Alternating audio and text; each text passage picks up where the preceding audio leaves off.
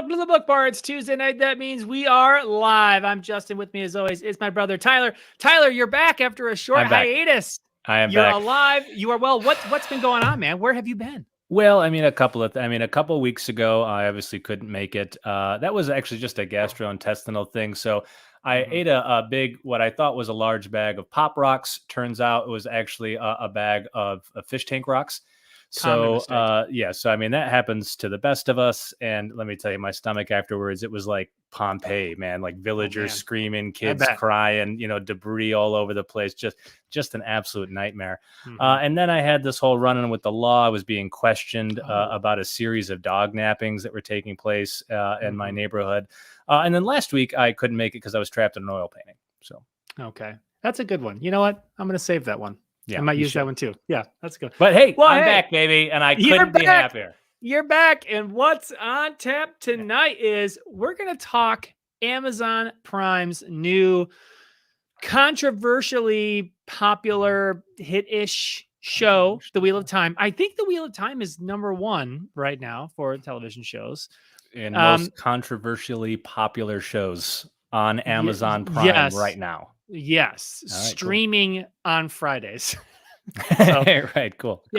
So we're talking Wheel of Time. We're going to limit this rather than just go off on this long discussion of random things. We're going to try to separate this to where we're going to discuss episodes 1, episodes 2, and episodes 3 tonight. And then we're either going to record or maybe next week we'll talk about 4, 5, and 6, and so on and so on. It's meant to be an 8-episode first season. Yeah. Did I cover that all well? Perfectly. Oh, thanks.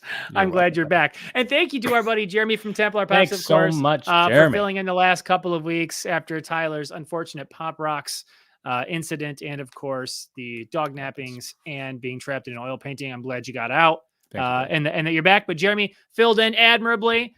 We talked Hawkeye, which he was super excited about. Yeah.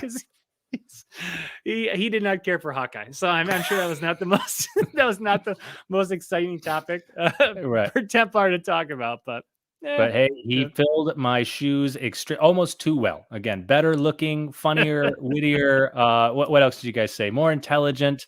He had Tyler did watch. Tyler did watch. Yeah, absolutely.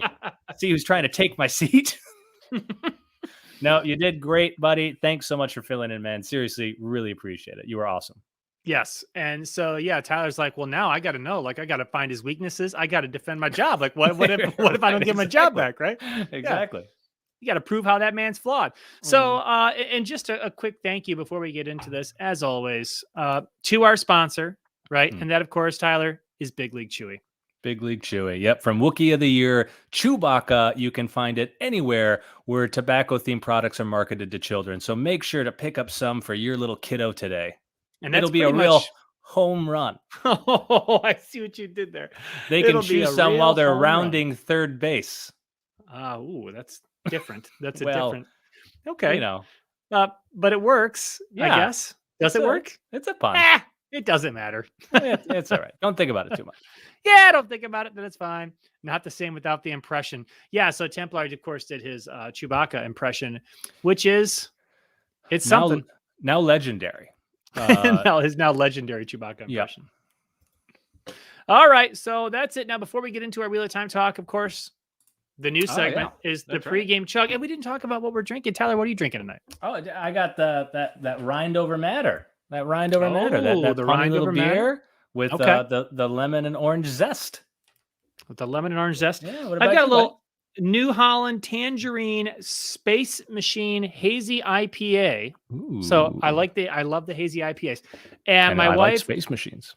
Win-win, of course. And so my wife then went to the liquor store here and she got me a double blueberry sour Untitled Art. So yes. Oh wow. So they didn't even take the time to name it? No, it's just Untitled. Well, that kind of laziness. Who knows what that beer tastes like? They're like, I don't know. It's not even, who cares? We won't even slap a name on it. It's not quite done fermenting yet, but we'll just put it in a can and sell it to some jackass and he'll drink it. and here you are. My wife showed up and she was like, I'll take it. So 6% alcohol. There it is. Love you. And All so, yeah, right. well, all right. Well, that's it. So now let's talk, Tyler, Wheel of Time. Now we're going to start here in just episode 1, episode 2, episode 3. So spoilers, of course. This is going to be a spoiler discussion. So if you haven't seen it and you don't want to know, don't watch right now. Pause, go watch it, and then come back and watch it, whether you're watching live or on the replay. I But find that spoilers help me in my first watch through. So I'd say if you haven't seen it, still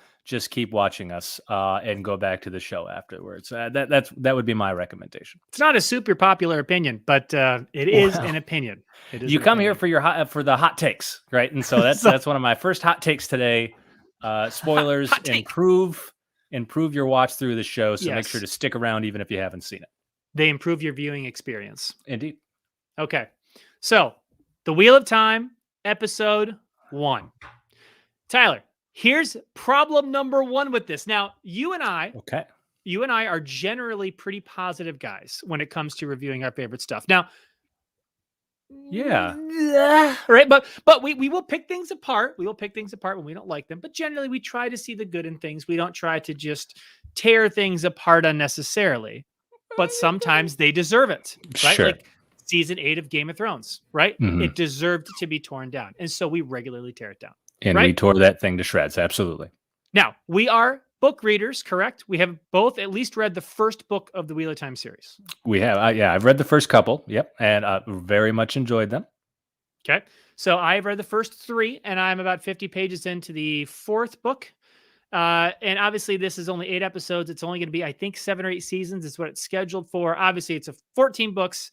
So it's going to be condensed. Obviously, I get that. They're going to have to get rid of storylines. They're going to have to make cuts. They're going to have to eliminate characters, right? Like those things are going to happen. Problem number 1. The Wheel of Time hooked me because of the prologue. It's one of my favorite prologues. Maybe in any fantasy book I've ever read. And it, of course, is about Luz Theron, which, we don't know this character here, and him being the dragon in another time and another age that had gone mad but saved the world, and how he explodes. Spoiler alert for the books, blah, blah, blah. But there is this epic scene, this insane scene that happens at the beginning of the book. And that is what hooked me. Because the book can at times be very slow, much like The Lord of the Rings. And then I think it ended really well. I think we both kind of agreed. It was a long lull period. Yeah. Right? Yeah, very slow in the beginning. But then it really hit its stride in the end of the book. But you're right, that prologue was, I actually forgot about that. And you're right, because in this one, the show, it doesn't start with the prologue, so it doesn't even hook you there. And the prologue, I think it starts, by saying like the world is broken. So I'm like, okay, this is obviously set in the present. And then they just kind of do some really strange exposition that just feels really kind of just, okay, here's what's going on. Here's the situation here. Just kind of quick explain everything and how this all works. And then we move on to kind of everything happening in Edmund's Fields, which is relatively boring for the most part. And so, like, but the first scene is Leandrin finding a man who can channel. Right. That's what we find. So, I don't believe that. I mean, like, why would the book start there, or the show? Why would the show start with just showing Leandrin capturing a man who can channel? I don't think that was Logain. I don't think it was. Yeah, it might have been, but it might have been, because then they show someone. Well, we won't get into that because that's a different episode for a different time, Justin. There we go. Yeah, that's right. We see her, and then we get to see her Spaceballs ring, which I don't know about you, to control the one Schwartz. Right. It really don't know why it really bugged me. Like the scene with the ring was so much like Spaceballs. I couldn't get out of my head. Like they show the ring, and it's like you could just see him go, like, no, not that. And she just puts down her helmet. Yes. And they're all like, yeah. And it's just like, what are they doing with this scene? It just, I don't know. It did not blow me away with the ring. I literally can't hear you. I like totally unplugged my headphones. Oh my goodness, man. What kind of an operation does he have going on over there? Hey, buddy, you're back. Good job. Got it. I just ripped my headphones right off. Yeah, so didn't like that one bit. A lot of weird callbacks to other movies or ripoffs, whatever you want to call them. Obviously, the Spaceballs ring is one of them. We have who is it? Perrin and like what's her name? Lila. Lila, something like that. They have a little a scene where they say "I love you," and the response is "I know."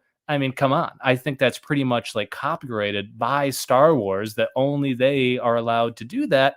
And yet they say that in the show. Come on. Now that's interesting. I thought Ashton Kutcher said that famous line in The Butterfly Effect. Are you sure that was Star Wars? I love you, I know. Well, I could be wrong, because normally I feel like any great thing kind of just circles back to Ashton Kutcher in some way. It's Yes. like a 6 Yeah. degrees of Ashton Kutcher for kind of anything great. Yeah. You know, whether it be lines like, you know, I love you, I know, you know, punked, everything great like that. The You know what best I of mean? the best. Yeah. When you Yep. think of great dialogue being delivered, right? Yes. You know, Yep. he is the Daniel Day-Lewis of our generation, I think. Right. He is, you know, the greatest actor of actors, right? He's infamous, right? He's even more He's famous more than famous. than famous, which is crazy. Yeah, and that joke is from Planes, Trains, and Automobiles. Right. Try to keep up, folks. So then, you know, while we're on the romance thing, another thing, there was another like emotional kind of romantic scene where it was Rand and Egwene, and you know, they finally kiss, right? They're trying to release that that sexual tension, and then Rand like breaks off the kiss, starts talking about berries or some shit. And I just got to tell you, I like that, to me clearly showed that like this is acting, takes me right out of it. It's like no one in their right mind, where they're like, you know, they're really with someone special they want so bad, and they're sharing this intimate moment and start kissing and having this real strong embrace, and he just like breaks it off and starts talking about berries, like fucking berries. And then she's the one she has to bring it back on. It's kind of like, oh my God, like shut up and, you know, take care of business here. You know, stir the magic pot. My goodness, she's begging for it. He stops and he's like, you know, I'm thinking about getting metal legs. Right. That's what he was doing. Now that would have been an interesting thing to say though, because You'd that be like, at least metal legs, right? She'd be like that. Now that's a topic of conversation, right? But instead, he's just talking about berries, and she has to pull him back on. You know, a lot of weird things with Rand. And we'll get into more of that as we go. We will. So I want to talk characters now. Okay. Because no prologue.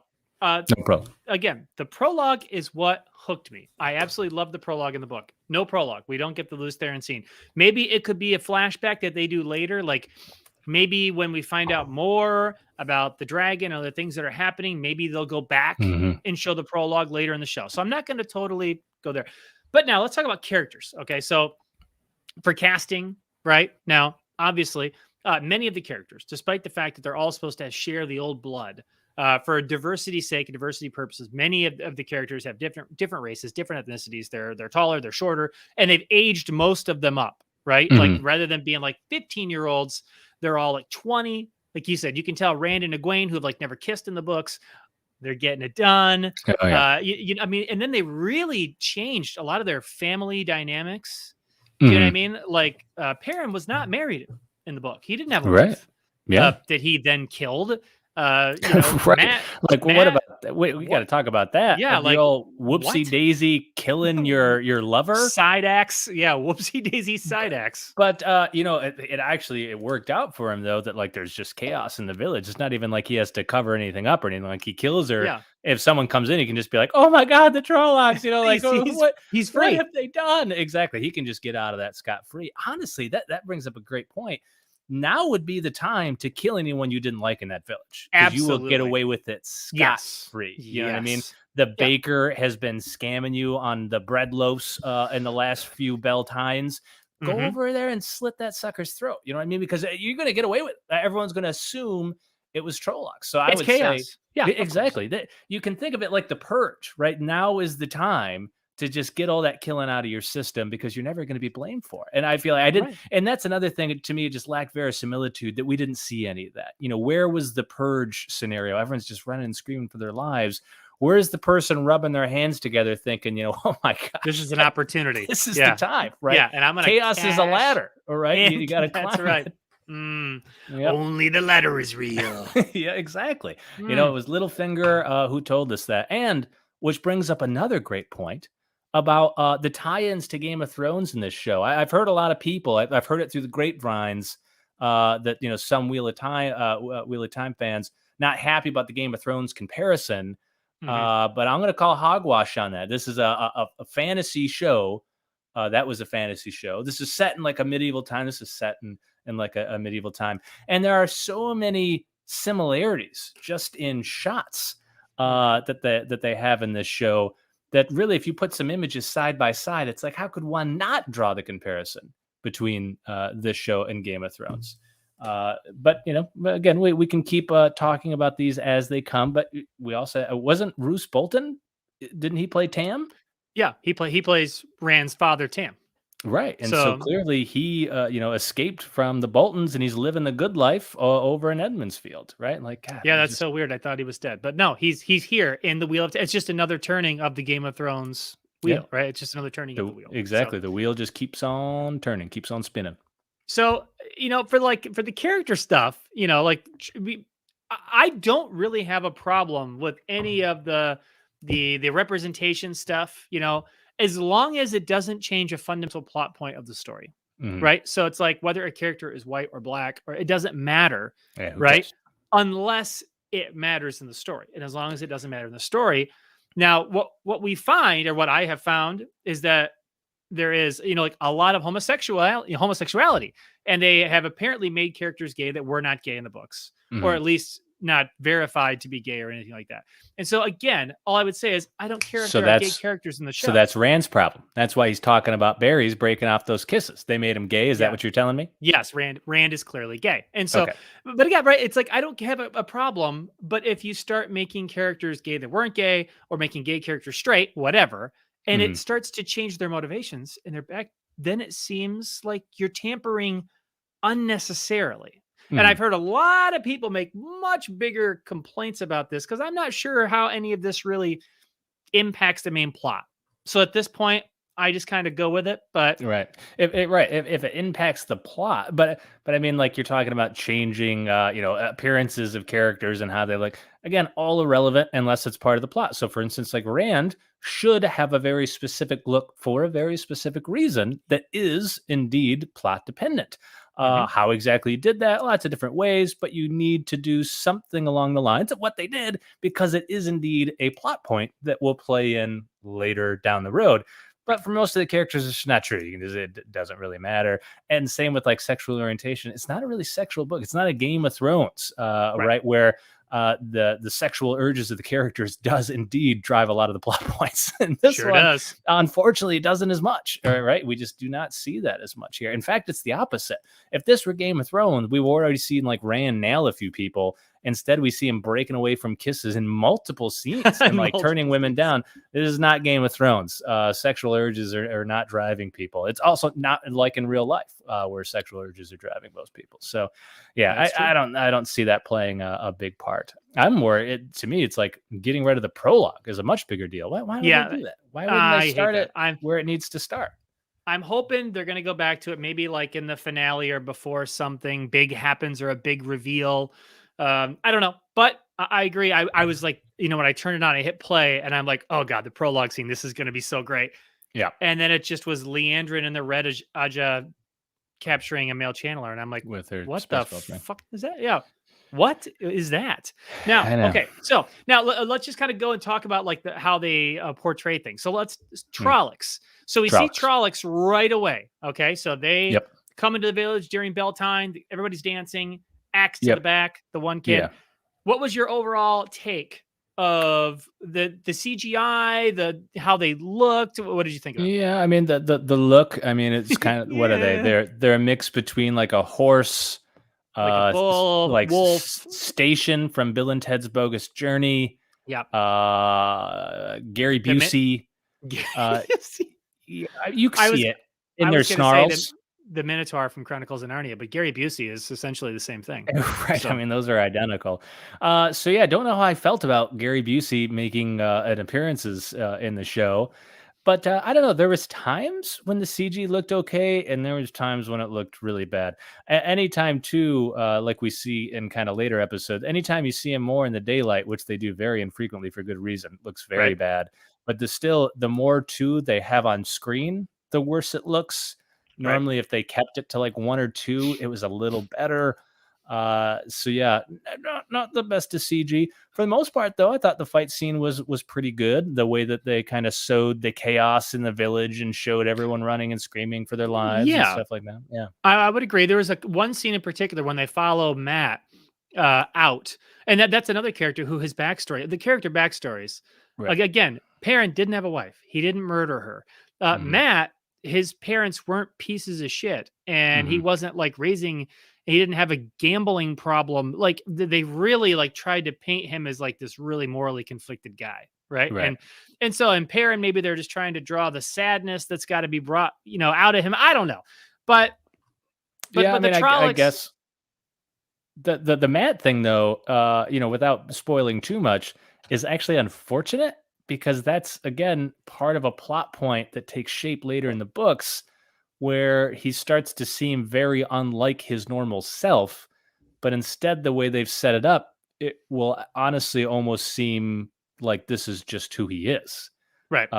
So yeah, I don't know quite what they're thinking there, but writers can do no wrong. We know Just that, kidding around. so they never Oh, make I mistakes. think they did. I think they did a lot wrong in this show. Yeah, Now, because they've already changed so much, and for as much crap as we gave Dan and Dave for Game of Thrones, and how when they didn't have the source material, how we thought the writing went way downhill. It was very bad.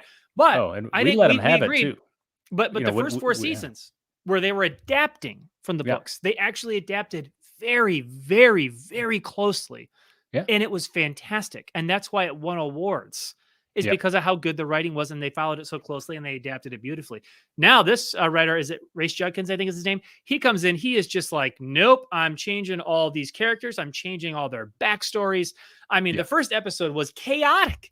Like, yeah. I mean, it's just here to here to here. We don't learn anything hardly at all about the main characters. And then it's just Trollocs, it's chaos. And then it's like, and this is the best part. Now I'm jumping all over. Moraine's like, we have to leave. And they're like, why? And she's like, look, Trollocs. And they're like, okay. Right. And It's and, yeah. and, and They're, no, they're the coming parents for aren't you. there. I'll take your word for it. Let's go. The parents aren't there. Nobody's talking about anything. He's just like, I'll take this sword. It's like, oh, when did you get the sword? And it's like, and it's just, that's it. Yeah. And they're just gone, like just like that. No tam, no nothing. It's just it all felt like this should have been the culmination of like the third episode. Is kind of like Yeah. what it felt like to me. Like they should have really spent more time building character. Yeah, that was very strange. Yeah, she just came in, swooped up those kids. If she came in with a white van and offered them candy, it would have been just as It's pretty believable much as what it was. because that's what happened. They just came in there, swooped them up, and they didn't ask any questions.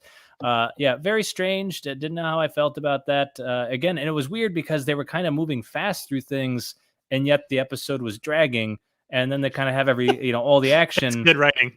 Right, and then they just kind of leave. And this is, what really grinds my gears. What really Justin? grinds your What really gears, grinds my Tyler? gears? What you were just saying about how D&D adapted Game of Thrones so well, and it's when they got away from the source material that everything fell apart. But they adapted the books really well, and it was one of the best shows ever because it was one of the best books ever. People loved the books. The books are amazingly well written, and so they did this novel thing. Think about this crazy idea, and they're like, you know what? Let's just make the show like how the books are. And I don't get why more people don't do that. Like, why in the I can't understand it because we've talked about this for years. Everybody talks about this, and I don't fucking get it. And it drives me crazy. They'll have a great book that people love, and then they'll adapt it by changing everything about it. And you're like, what's wrong with you? This person took years to write this book. People love it because of how good it is. Right. You're making it into a TV show because people love the book. Right. You don't need to change anything. Right. You just need to find a way to get everything onto the screen. That's it. That's what you need to do. And I don't like changing the backstory, adding things. Why? It's a great book. Just put it on the fucking screen. I don't get it. It doesn't make any sense to me. And the people who do adapt things well, they always get praised. They're always lauded for what they did when they just adapt it well. Books that have been adapted well, like Game of Thrones, they got nothing but praise when they were adapting the books. The Godfather. The Godfather was a book that was one of people's favorite books ever, adapted, and they adapted it really well. It's now one of the greatest movies of all time. What if he just decided to change everything about the fucking backstory? It's not The Godfather anymore. Wouldn't have been as great of a movie. Yeah. Anyway, end of rant, at least for the next 30 seconds, and then I'm going to come back to this point and harp on it even more. So now that we're ranting a little bit, here's gonna be my rant. Well, I said I don't mind if you change little things about backstories. Like, okay, you changed Perrin's backstory and you changed Matt's backstory a little bit. It seems like they're still going to go on the same journeys, and they're still probably going to be the same character, I think. Maybe, but I don't know yet. But here's one thing: is we learn, I believe, right away in the first episode, that the prophecy they don't know. Moraine says she doesn't know if the dragon is going to be a boy or a girl. Right. Or if the dragon, then they mentioned that the dragon may have split its soul, its energy, whatever, into multiple people. Well, so dragons do that. So again, this is like, is the dragon Lord Voldemort? I mean, like, well, it can't be, because we saw Lord Voldemort in the show. This is, without trying to spoil. No, they called him a Fade. Yeah, obviously the Fade. I think I posted on Twitter and was like, I didn't know they cast Lord Voldemort in the Wheel of Time. Yeah, they clearly did. But the Fade looks exactly like Lord Voldemort. But I mean, we gotta be the first to make that connection. Yeah, we're the first one to make the connection. You heard it here, folks. And so, all right. But that the whole thing, it doesn't make sense. Why would you say, again, okay, people are different races and ethnicities, and they're changing sexual orientations for representation purposes. Like I said, as long as it doesn't change the main story, I don't care. I really don't care. Which again, if it were Game of Thrones, I would say, yeah, it probably does, because people are so driven by like their normal base urges. In this book, I would say, honestly, it really doesn't. But the backstory stuff kind of does. Like the Matt stuff, might.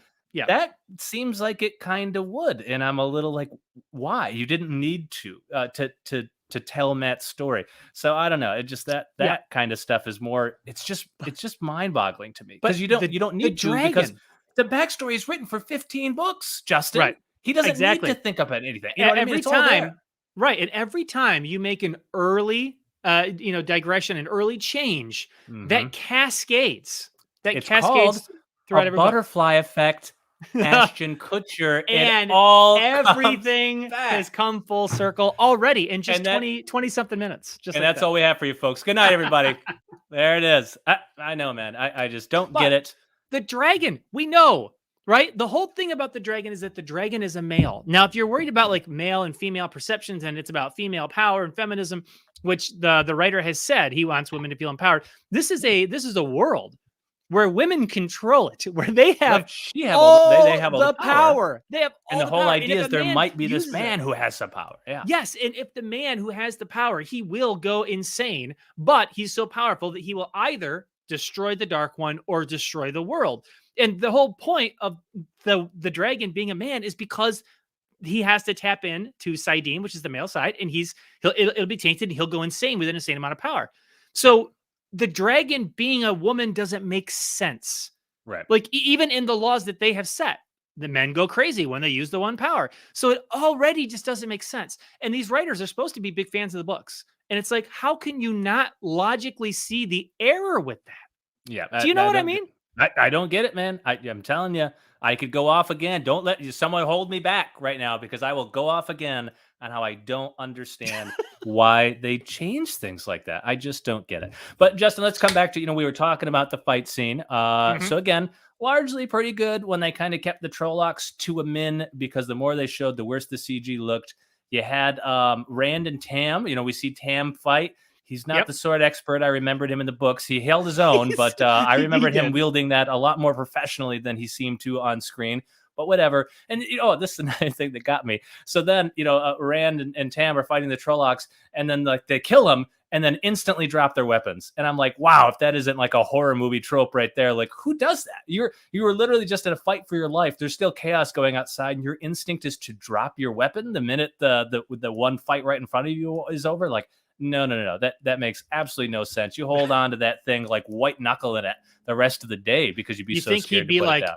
Running around, looking through the windows, checking out the door. I don't know. But obviously his dad was hurt. But yeah. Don't put down the sword then. What if another Trolloc comes in? I know. Well, then he just picks it up. Yeah. Right? He uses his foot. He kicks it up. Boom. Psh, another thing I don't like here.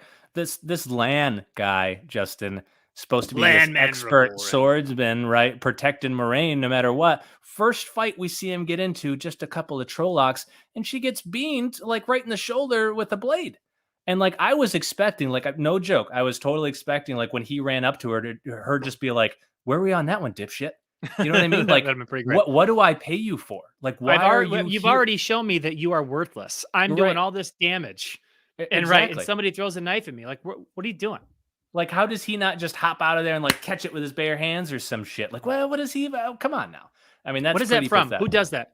What is that from? The guy who catches it. Beverly Hills Ninja. Beverly Hills Ninja. I know. Oh, God. Yeah, starring the late great Chris Farley, of course. That's right. Oh, who was professionally trained by Ashton Kutcher.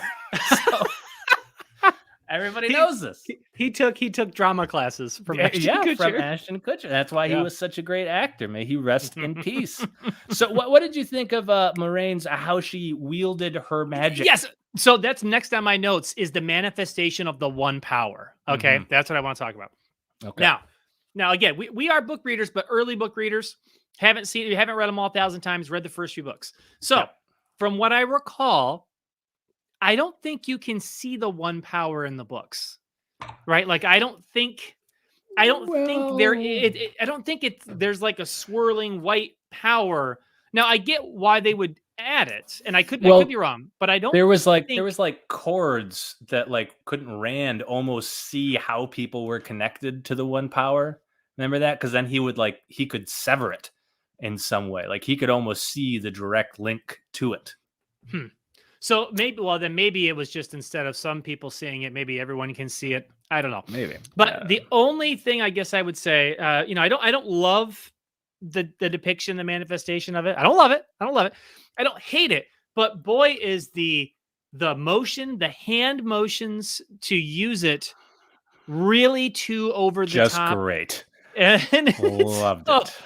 And again, it's like you could go back and watch like Avengers Endgame or something when Scarlet Witch is battling Thanos and she has energy, but like, and she's throwing it, but like, it just looks real and badass.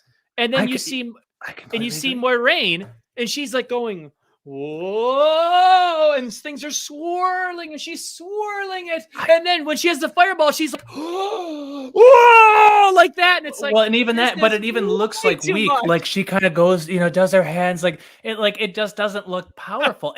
It's so funny. I had that same thought and I'm like, Jesus, am I picking this apart too much? But I'm like, but I hated that where it's like, Marvel now, you can see countless examples of people using powers where it looks forceful and intense, and it's like you almost have to see them like rise up in strength and use it in some way. They did it more like who would it be, like almost Count Dooku in Star Wars when he uses Force lightning and just kind of goes like this, and like the lightning just like right, and it just like shoots out of his fingers. And I always hated the way that looked because I'm like, it just doesn't look powerful and it looks kind of awkward. And that's like how she looks. She just kind of waves her hands and does this thing and then like shoots out like that and it comes out and you're like, what are we all doing here? Like, what are we doing here right now? Come on, man. Again, it would be different if this show came out 20 years ago where we didn't have countless examples of superheroes using powers in a way that looks cool. Like, come on, man. This is 2021. There's like 7,000 movies that came out last year alone with superheroes using powers. And that's how you decide to make it look? That's unacceptable. I mean, that really is unacceptable. How do they make it look that bad? I agree. She should be a badass. You should have seen that and gone like, subtle moments. Like she should be like subtly raising her hand and just subtle moments, and boom, the building flies out at them. That was a cool idea, cool scene. And it's like she could just be raising her hands very subtly to like grab the rocks and the buildings behind her, and then just one motion, and boom, they go flying. But to just the whole show of it is. Instead, it was like a mat routine with those little like streamers that they do, and she was like dancing around, and she was using the streamers. Will Ferrell in Old School, right? Yep, exactly, and dancing, and then just shoots a fireball, and you're like, "What is this? What am I watching right now?" Like, just so disappointing. And this is the thing, folks. And let us do our PSA, our public service announcement here. This is why you read books. This is why books are amazing. Because then you don't enjoy the show. Because then you don't enjoy shows and you have so much more time on your hands. No, because Justin, because things like that never look fake in your mind. You're never going to No. make it look cheesy. No. And so when they describe the energy and they're using that, whatever, you'll make it look fine in your head. But then some Joe Blow puts it on the screen and makes it look like a fucking little kid show, and then it just ruins it for you. Yeah, that's the I problem. agree. And so I watched the first episode twice. It's the only one I've seen twice so far. And I would say that the second time, like a lot of shows, I don't like a lot of shows, even movies, even Marvel movies. Sometimes I watch them the first time and I pick them apart too much. And then I rewatch them and I'm like, okay, this isn't as bad as I thought. Now you kind of start to accept it more for what it is. Right. Sure. And so then I don't mind them as much. But I would say I didn't mind the episode as much the second time. Again, just because I know what the one power is going to look like now. I know what the Trollocs are going to look like. I thought they did a surprisingly okay job with the Trollocs. Because again, this is still a television show with high fantasy. And you're talking about big beast creatures with tons of them. And I'm like, this is why typically people stay away from doing shows like this. Because there's so much fantasy. And again, like Game of Thrones, yes, it was HBO, first of all. They had a gigantic budget and blah, blah, blah, blah, blah. But Game of Thrones is really low fantasy. It was mostly a regular drama. Right. Yeah, but there's a lot of special effects going on, especially during the fight. That's true. But, God, at this point, I just feel like at where we are now with CG and technology and the things we have seen and how it's been used, it's really tough to accept that it has to look that bad. You know what I mean? And especially it definitely felt like a CW show to me a couple of times. That's what I mean. And again, there were times when it looked good, but there were times when it looked bad. And you're like, why? Why does it have to? I mean, but who's putting this on? Amazon? I'm pretty sure they not have any money. I think they have a decent amount of money to where they could put together a good show to try to compete with networks like HBO. I would think, Justin. I'm pretty sure the guy who owns Amazon just shot himself into space in a penis, so he can afford to make the CG on this show look a little better. I mean, give me a goddamn break. Well, but I mean, what is he supposed to do? Sell one of his islands? Come on, he's not going to do that. Right, he's not going to do that. That's not the way America works, Tyler. He's a collector. He's an island collector. Why would he get rid of the islands if he's going to do that? Well, anyways, so there's episode 1. That's episode 1. That is episode 1. But the ending, again, real quick, I touched on it earlier. After it's all done, Maureen's like, more Trollocs. They're here for us. We have to go. They're like, why should we trust you? They're here for you. Okay. All right. And they're off. And I'm like, wow, did a lot happen in that episode that should have taken many, many episodes. I did hear one rumor. I don't know if you heard this, that initially they wanted this to be like a 2-hour premiere. And Amazon told them, no, it needs to be in the 50-minute range. And that's so stupid. We're so far past all this nonsense of no, it has to be this time. No, just make it good. That's all you have to do. There's a lot of shows now where some episodes will be an hour and some will be 30 minutes. And there won't be any rhyme or reason. It's just because this episode only was good for 30 minutes. And so they cut out the rest of the filler because there's no reason not to. And I'm all for that. I say you make the best episode you can make. And why are you constraining yourselves in any way? If you can only tell a good first episode in 2 hours, then give him 2 hours, you idiots. People can pause it. I agree. What's the problem here? I don't get it at all. But whatever, but that's why they're about to put us in charge of these things. We've got taking over. We've got some negotiations in the works with CW. You mentioned them. And we're going to put on an epic fantasy. It's going to be unlike anything you guys have ever seen. Just stay tuned. It's going to be so good. You're going to love it. Everybody tells us we do fantasy better than anybody. Everybody says so. And it's going to be great. All right, Tyler. Scale of 1 to 10. Your overall rating, 1 to 10. What do you got? For that first episode, I'm going to have to give it a 5. Okay. It's fine, but I would need a few drinks if I was going to take it to bed. You know what I mean? It's just a little rough around the edges.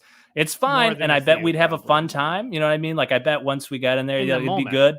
But I would need a few drinks. There's just a few things going on that just rub me the wrong way. But, I'm willing to let it grow on me a little bit. So I think it needs to give Is that needs a still an little analogy? time. Needs a little time. But right now, I'd say that first episode is a 5.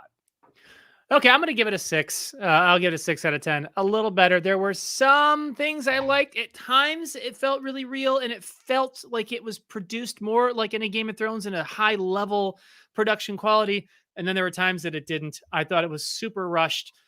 Such a lack of character development. There should have been so much more.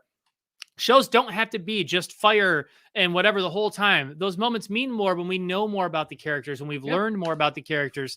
I mean, if it was 2 hours, we could have had a 5-minute scene with the kid who danced with Egwene, and found out he had a crush on her. And that was like the first time he ever got to dance with her. And then he dies. And you're like, oh, and then you feel bad for the kid. And they there's so much that they could have done. And so, I'll give it a 6 out of 10. Right. They could have killed more kids. They could have killed more kids. Amazon, just kill more kids, man. Come on, create more of an emotional attachment with these kids and then kill them. If you're going to have any kind of respect for yourselves creating a show, you got to be able to kill more kids. I mean, I think we're all agreed on that point. So our takeaway from episode 1 is kill more kids. That's it for the episode 1 review. Okay. Join us next time for episode 2. That's a hard cut. We're going to go right into this. So here we go. For everybody who's joining live, what's up? What's going on? Thanks for jumping in. What's up, peeps? I'm going to save this here. Pow. Right, so who's actually seen this thing? Who's in there? Templar. You can do the fireball bit yourself. It's such an overreaction, right? Sire Speed, what's up? Man, Augie, I would love to. On? Now I have to see that. You got to shoot a short little video yourself, Templar, doing that fireball scene. Oh my goodness. We will play it on repeat. Oh, we got Dale in the chat. What's going on, man? Dale, what's going on, man? Susan, if you are a real person, if you're a real person, what's going on? Yeah, maybe. And even if not, say hello to our robot overlord, soon to be. Boston absolutely. Dynamics. They're making that happen sooner than later. Templar's gonna have it by tomorrow. Fantastic, good. Wonderful. Now, have you ever seen, like, when you're on Instagram, do you ever, because we do videos, and sometimes I look for video editing stuff. Sometimes I'll get the video editing apps that will pop up on my screen, the ads, and like the little quick ads, they'll show sometimes like a person just like taking a picture of himself and going like that. And then like, he'll make it look like he threw a real fireball. And I'm like, that looked really real. And I'm like, he did that in an app in 60 seconds. Right. And then I see sometimes like what a show like this does with millions of dollars. And tons of teams of editors, video editors. And I'm like, how can it be this bad? This is my point. That's why I'm saying, like, the idea that, well, it's fantasy and it's hard to do. And, they have, it's a high budget to do all that CG. Well, yeah, but they knew that going in. And again, it's 2021. It's about to be 2022, right? Like, we are so far into the CG game. We have seen so much done with it. It's literally like at almost everybody's fingertips nowadays. I just can't accept the fact that a major production like Amazon can't just make the CG look better. I can't accept that. I won't accept it. I won't accept it. If I were sitting in that office, I'm one of those big wigs in my suit and tie, just like with a monocle and a cigar. Oh, right. That's, and like I have my feet up on a couple of poor people and I see that shot, right? I'm like, no, like, go back and fix this because it doesn't look real enough, you idiots. And then I go back to my stogie. That's what I would do if I were in charge. But hey, alas, I'm not. I got to be honest. There are some things, and we're going to talk about it in the next episode. There are some things that I think when this comes out of editing, and you watch it as the director, the producer, you're Amazon, you're the writer, whatever fucking clout you have on that show. There are some things when I'm like, how does someone not speak up and be like, this is bad. It looks bad. It doesn't work. Right. All right, so we're going to talk about that. Let's start the little intro. For anybody who's watching live who is wondering, we are going to clip these down and release them as like separate episode review videos with editing and some music and effects and stuff like that. So it'll be a nice, we're going to kind of like, you can put it in your Christmas stockings. Stuff it right in there. All right, we ready? All right, let's talk about killing some more kids if we're going to get ratings up. Here we go. Let's see. Okay, now Augie. Okay. I don't know if you're a book reader or not. We're not saying it's bad. It's still the #1 show in the world right now. The On only thing is Fridays on Fridays on Amazon. with magic. Yeah. But what we're just saying is that when you're a book reader, sometimes if they don't adapt it very closely, you just feel cheated and you're like, why are you doing this? And I would just say some of the special effects are not great. And it's tough to do high fantasy on television. It always has been. Mhm. If you go back, I know they're older, but like if you go back and watch Charmed or any of those old shows with magic, they all look so terrible. They all look so cheesy. And this looks better than that. It looks better than that. But Yeah, there's just a few. The Game of Thrones comparisons too are to me it's pairs so unfavorably for them because everything about the show from the dialogue to the settings, everything is just worse than what Game of Thrones did. So it's hard to swallow because again, the comparison you're just naturally going to it's a fantasy set in kind of a similar time period and everything like that. Therefore, it should be Game of Thrones. Right. And so that's what you think. But it's like, but everything they do is just kind of not as good. The dialogue in Game of Thrones is so much better. The character development, even in episode 1, was so much better. The set pieces, like they almost tried to do this kind of like hyper color, contrast type sets when they were in Edmonds Field, but it just felt fake because you'd have it to where they're like huts and there's dirt all over, and they cut to the actor who has just perfect white teeth, looks like they're wearing makeup, just not a speck. Like they just look flawless in the lights and the color behind them, and you're like, oh well, that just looks stupid. Where it's like Game of Thrones, it just kind of felt like you were actually there in this castle area and like everything seemed kind of real and dirty and dungy and everything like that, even in the nicer places. And it's like that it gave it that feeling of actually being real, whereas this, at least early on, they really hyper stylized it in a way that to me just wasn't fitting. But then they almost did that so that after the Trollocs attacked, if you notice, then they went to more of a grayscale and everything looked much more plain and dull. But it's like, again, that just like takes you out of it. That's a very stark transition that they did there. And when you're not changing like where you're at, right? So like in the Matrix, they do really stark color contrasting because one, you're like in a computer program, and one, you were supposed to be in the real world. And so a stark color contrast allowed you to know when you were in, each of the worlds. And here you're in the same world, just like an event happened. And now the colors look all different, and like the characters, like Tyler, I don't know. That's how worlds work. Okay, all right. I guess, man. Now, all right, so let's move on to episode 2. We're gonna do episode 2. I'm gonna start us in, and then I'm actually gonna read like a little summary this time to give us a little reminder because I've only watched this one once, also. So here we go. Okay. All right, here we go. The Wheel of Time, episode 2, review and discussion.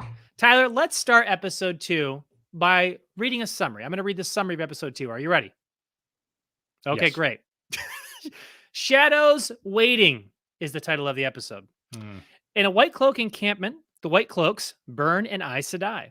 The Two Rivers villagers, Mat, Egwene, Rand, and Perrin, flee with Moiraine and Lan from pursuing Trollocs and a Fade, aka Lord Voldemort. They flee across the ferry at Taran's Ferry. To prevent the Trollocs from following, Moiraine uses the One Power to sink the ferry, incidentally killing the ferryman. We're going to talk about the relation between those two events, disturbing the villagers. Along their journey to Tar-Valon, I'm going to say Tar-Valon because that's how it's pronounced in the audiobooks, sure. Egwene learns that she has the potential to channel. Perrin encounters wolves. The villagers have disturbing dreams about the Dark One, and they mistrust and tension between Moiraine and Lan, and the villagers grow. Moiraine grows wearier and exhausted from her injury, and when the Trollocs catch up, Lan makes the hasty decision to have them enter Shadar Logoth, again, that's how I'm going to pronounce it, to escape.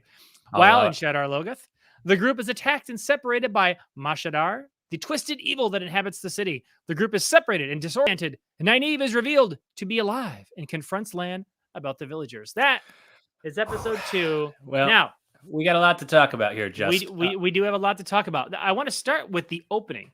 So we actually get an opening credit-ish thing. Mm-hmm. And I don't know about you. I'll let you say it first. What did it remind you of? Which opening credit? The opening credit where there's actually like the wheel is weaving and making pictures. Right. For me, a bit like, hold on, what's the show? Westworld. It kind of reminded me. Yeah, it's exactly like Westworld. That's exactly what I thought. I was like, this it reminds me exactly of Westworld. Yeah, it was cool though. I like Westworld better, at least their first one. I didn't like season 2 quite as much, but the first season Westworld opening, and just the first. Hey, all the crap we're giving this show, I have almost nothing bad to say about Westworld season 1. Absolutely amazing. Westworld Season season 1 2, was season good. 3, I have lots of criticism. First season of Westworld, oh my God, what a show! What a show! Right from the opening too. But so yeah, so in the opening too of this season 2 show here, Episode 2. episode 2 rather, we have it's one of the children of the light, and he's like eating some spiky monstrosity, some spiky chicken. Spiky baby it like starts bleeding. I'm assuming this was kind of like the fish tank rocks thing that I ate. Like he made a mistake, but he's just trying to play it off like he didn't. I mean, he's bleeding out of his mouth. Obviously much tougher than you. Yeah, I mean, obviously, right? He's just like playing it off like it's no big deal. Like he meant to eat something that's making him bleed. Like, come on, man. Of course you didn't. Yeah. Was it Valda? Is that his name? I'm looking at my notes. Yeah, it's Valda. Yeah. And then on top of that, he's eating that thing, and then he's cooking some lady. And then he's like, cooking a lady. Right. And then he's taunting her the whole time. And Justin, I don't know about you, but my mom always taught me that you don't play with your food. And I thought that was a bit disrespectful. Like, if you're going to cook a lady, sure. But you know what I mean? Like, let her have her moment. While you're cooking her, you can almost sit in silence, right? You don't need to be taunting or playing with your food. You know what I mean? I just felt like you got to have boundaries. A man has to have a code. And if you're gonna cook a lady, you know what I mean, do it respectfully. That's all I'm saying. That would just be my biggest point. That's a fair point.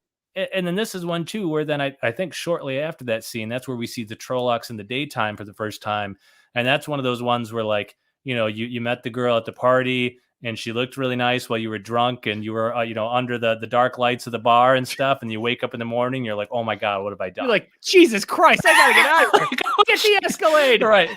Yeah, but that's where you like, you're throwing the bed sheet out the window and like you're scrambling down to get out of there because man, do they not look as good in the light. And the scene where they're kind of like all running through the woods or something like that. Oh my God, that looked really bad. Did not look like natural movement to me whatsoever. Again, if I'm in that boardroom, I'm looking at that and I'm dumping my ash on my poor people. And I'm like, we got to do something about these Trollocs. And I can't believe they didn't. I don't know how you'd see that. And it's a short little scene. Just touch it up a bit. Make it look a little better. Do something to disguise a little more. But, what can you do? So Valda and the White Cloaks, that scene was fairly terrifying. And I thought it was a good scene. I think it was the cold open, and then they played the opening credits, I think so. Let us know in the comments down below if we're wrong. And then I believe we cut to Nynaeve, and we find out that Nynaeve is in fact alive. If anybody who's read the books knows that, of course, Nynaeve is alive. Yeah. But they actually show how she gets away from the Trollocs. Now, this was like equal parts kind of cool and neat and interesting, and equal parts frustrating from a realistic perspective of how they shot the scene. And of her getting away? Yes. Well, that's episode 3. Is it episode 3? Yeah, I'm almost positive. Almost positive. Oh, you might be right. Are you right? I think I'm right. Oh, you're right. Episode right? 3. Episode 3 opens on her escape. Yeah. You're So right. we will circle back to that. Pass. All right. So pass. So Justin, we spoke about Game of Thrones and the similarities between the two shows for episode 1. Here's another one. The shot of the Trollocs at the edge of the water. What did that remind you of, Justin? White Walkers. That's obviously home. Hard Home. Hard Home. One of the great battle scenes in Game of Thrones. Yeah. Where they get away on the boats in the water as we meet the Night King, who walks out onto the dock and stares at Jon Snow, and Jon Snow stares at the Night King, clearly showing that there's a connection and that the two will meet at some point to battle for the fate of the North. Spoiler alert, they don't. We always find a way. We always find a way to vent about Game of Thrones in any conversation. Doesn't matter what we're talking about, where we are, we'll find a way to vent about Game of Thrones. The final season or 2 of Game of Thrones. But Justin, this brings up a larger point, which is why is it that like monsters are all so terrified of water? Like why is that? Because why is it like these things are just look like dumb monsters? Why don't they just try, even if they can't swim? I mean, figure it out. Who cares? Just dive in like dumb zombie. Like you're all just afraid of water. I mean, There's lots of like, think about this, right? They're almost like part horse. Horses can freaking, they can go in the water. They're not scared of water, and they're like half horse. Gary Busey swims, and they're like part Gary Busey. He swims. All right. Probably. Well, do you know that for a he fact? definitely does. He puts on a little, Gary Busey puts on a Speedo and a swim cap, and he swings every morning. And he'd give you a reason why he does. I guarantee it. That's exactly what Gary Busey does. And he's not afraid of water. And so you're telling me this thing is concocted of like, a horse and Gary Busey and all these other things, all that are not scared of water, but they are like, come on, man. Like, I just don't get that. But then one of them goes in water. But then later on, right? So when Nynaeve, right? Well, that's a different episode. They're afraid. I believe Moiraine says of deep water. They're afraid of deep water. Now, so they can judge the depth of water by sight. Yes, my boy Ryan George would say, "Sir, I'm going to need you to get all the way off my back about this. They're afraid of deep water. That's the way it is." Okay. So, like, could you fool why? them? You say why? So the movie can happen, right? Like, my God, that is absolutely ridiculous. But whatever. So the Trollocs chase them to the edge of the water. They take the ferry across, right? They have a little ferryman, right, takes them across. But then, like, he's being an idiot, and he's like, well, I'm going to go back, despite the fact that clearly I'll be killed if I go. Like who in their right mind would just be like, it doesn't matter what's on the other side. You'd say, I need to find a different way back, right? Like, say you had family over there. You had your loved one over there. I need to go back. I'm not going back that way because clearly I'll just be killed. But I need to go back. There's a ton of monsters over there. Right, because there's a bunch of fucking monsters. So he like you can see the monsters. You can see the monsters. So he starts like putting the ferry back over there. But then Moiraine, thankfully, and I didn't know she had this power, she just turned the whole thing into a toilet. And I was like, holy shit. She has toilet powers. Powers. And so she turns it into a toilet and flushes the ferry along with that little turd of a ferryman down the drain and flushes him away for good. And thankfully, because again, that guy was an idiot. That guy was an idiot. So what is the Emmons Fielders problem with what happened? Because it becomes like a moral point of view where then Rand's like, well, what if we get out of line? You going to kill us or get rid of us? It's like, whoa, he tried to send the ferry back to the monsters. And she's like, you can't do that. We can't let them cross or we're all going to die. So she starts to sink it. And then that moron's like, you killed my son, and just dives into the whirlpool and kills himself. And she's like, yeah, sorry. That's unfortunate. What do you want me to do? Like, my God. Like, yeah. I mean, and the Emmons Fielders are like, that wasn't cool, Moiraine. Like, what was she supposed to do? You're right. No, I completely agree. It was nonsense. That guy deserved to be flushed like the turd he was. Again, nothing wrong for wanting to go back for the loved ones, but let's be smart. If you just get yourselves killed, no one's saving your loved ones, right? What if who was it? His son? Is that what it was? It was his son. His son is not going to be saved if he's dead. All right. So running in to a sea of Trollocs is not going to save your son, you moron. Right. So, and this is again where it just, yeah, of course, there's always going to be stupid people. But I don't know. I feel like a lot of people have some semblance of self-preservation to where they're like, well, no, come here, buddy. Look right there. Like, you go back over there, you're just dead. You're like them's monsters. Them's monsters over and there. I just turned this pond into a toilet. So, like, there's no getting through, buddy. Right? You're either going to be flushed or you're going to be stabbed. Yeah. So, but and so he dived in. He's a moron. I don't feel bad for him at all. I mean, my goodness. Ask for another route. Ask for her to do something else to help. But just saying, like, I'm going to go back on the trolley into the sea. And then they're all mad at Moiraine. And again, if I was there, I'd be like, what do you fucking want her to do? Right, exactly. Stop sinking the thing and stop it. And the guy committed suicide because he's a moron. What more do you want? Right? Yeah. The two rivers. Taran Ferry is now better without that moron. I couldn't agree more. We should all rejoice at his demise. Cheers at his death. Right. You know what? We'll all drink to that. That's right. So then what happens? We have Moiraine try some hypnosis on Egwene. And honestly, it's pretty good. It's a good trick. She's actually great at birthday parties. She does these things where like she can get people to bark like dogs and stuff like that, and walk around all crazy. A really neat little trick. It's just the power of suggestion, though. So I didn't think that was that impressive. Oh, so and this reminds me of another thing, Justin. So we're talking about in episode 1 the fact that Rand is breaking off kisses and stuff, talking about berries and whatnot. Now we have another situation where Rand is like freezing his ass off. He's sleeping on a cold floor next to a cold rock wall. Wakes up next to a beautiful woman and says he needs to be alone. And apparently he ate a bat. And I'm like, come on, man. Like, who in their right mind would do that? You'd be snuggling up. You'd just want to share the body. You could hate that person. You'd be wanting to share the body. You're cold. You're sleeping on a cold floor. Right there, just saying I need to be left alone. Like, again, this is just not. But she's going to be a wisdom, and he's not happy about that. Oh my God, give me a break. You know what I mean? Well, is that our first introduction to the dream world? Is when that happens, and then Moiraine finds out that they all have the same bat dream, right? Yeah, there was a dead bat by Rand, so I'm convinced it was in his mouth. Did eat a bat, right? He ate a bat. Didn't he wake up with a dead bat in his mouth? It was disgusting. Like, and then just like pulled it out of there. It was all like, right? It was gross. It ate a bat. It was gross.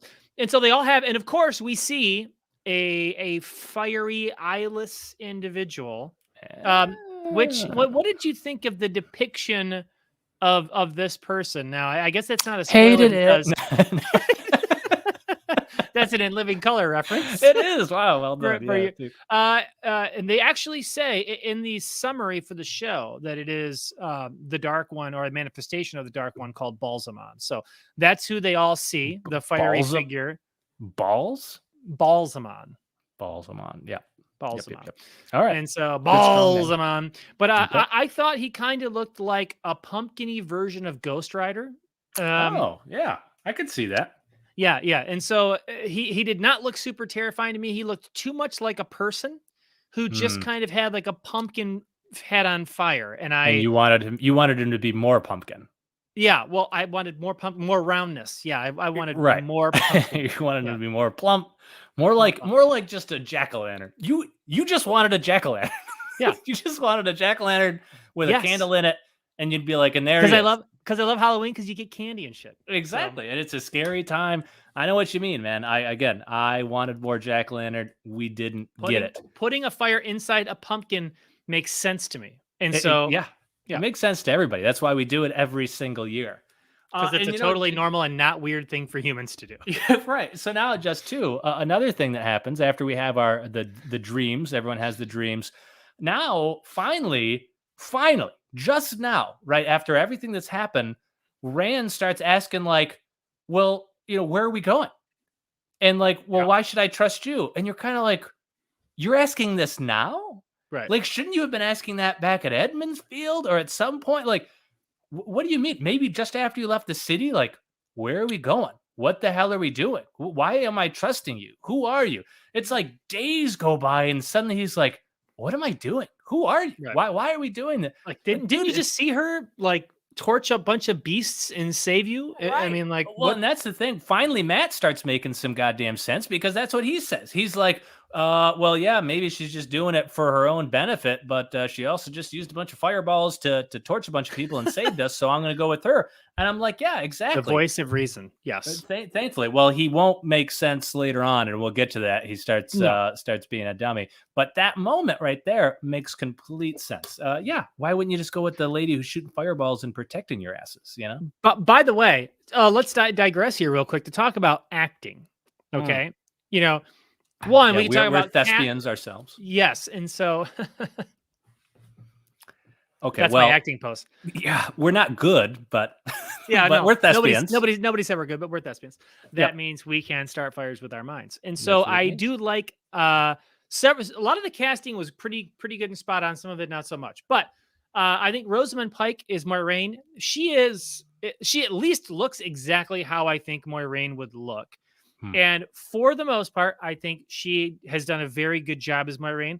Other than I think the one power weaving is over the top, but I don't think that's her. I think that's just how the show chooses to have the Aes Sedai use the one power. Yeah, see, I'm going to disagree. I pictured Moraine as Scarlett Johansson naked every single time in the book, and was very disappointed when I did not see that on screen, because I'm like, well, that's not fair. That's what I've been picturing this entire time. She's been a topless Kate Upton the whole time. I don't understand what you're talking about. A topless Kate Upton. I would have seen that too. Now, is that what I pictured? No, but that would have been great casting. You know what I mean? Like I could have understood casting. That. But instead, a fully clothed whatever her name is. No, I mean that just whatever her name is. Right, that's not for me. You know, the guy who plays Lan, I think does a good job. I was picturing more of a Jason Momoa character in that role. No, okay, so no, yeah, the only thing I would say is maybe a bigger, stockier guy. Yeah, right. Like you said, Jason Momoa he can only be in so many movies. He can only play so many I think he's got to start working more, because he should have been in that role. He would have blocked that knife. It would have been a different show, because Moraine never would have been hit. Jason Momoa's there. You know what I mean? Don't you think those Trollocs would have just walked in and seen him and been like, "We're not fucking with that. We're out of here." That's fucking Duncan Aquaman. Idaho.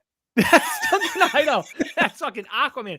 That's called Drago. I'm not messing with that guy. Exactly. Oh my God. He always plays some tough badass. That is just his role. That's what he does, man. And you know what? He does it as good as anybody. So that's why we love him. So casting. Is there anyone else that you like, dislike? Well, I think Rand, the kid who they cast as Rand, really I think looks and sort of acts like Rand pretty well. Yeah, actually not bad. I would agree. There's a lot of Hayden Christensen and Star Wars comparisons going on with him. Yeah, I don't think it's as cheesy. First of all, he doesn't talk very much, but in the books, Rand is kind of the childish, hothead, kind of awkward. That's what he is. The whiny. Yeah. He's kind of whiny in the books. Rand is whiny, and so that is pretty solid. And like Matt, he's quite a bit different. Matt's more of a mischievous younger kid in the books. But I forget what his name is. Barney something, who plays Matt. Rubble. He steals the show. Barney Rubble. Trouble. Yeah. Reference to what movie? 12? 13. Is it? Ocean's 13? No, I think it's 11. Oh, it is Ocean's 11? Yeah, I think it's 11. Oh, really? I think so. Well, shit. Well, I'll never have to look it up later. We're supposed to know our references when we make them. Barney Rubble Trouble plays Matt, and I think he steals the show. I think he's fantastic. But did you hear that he has been recast?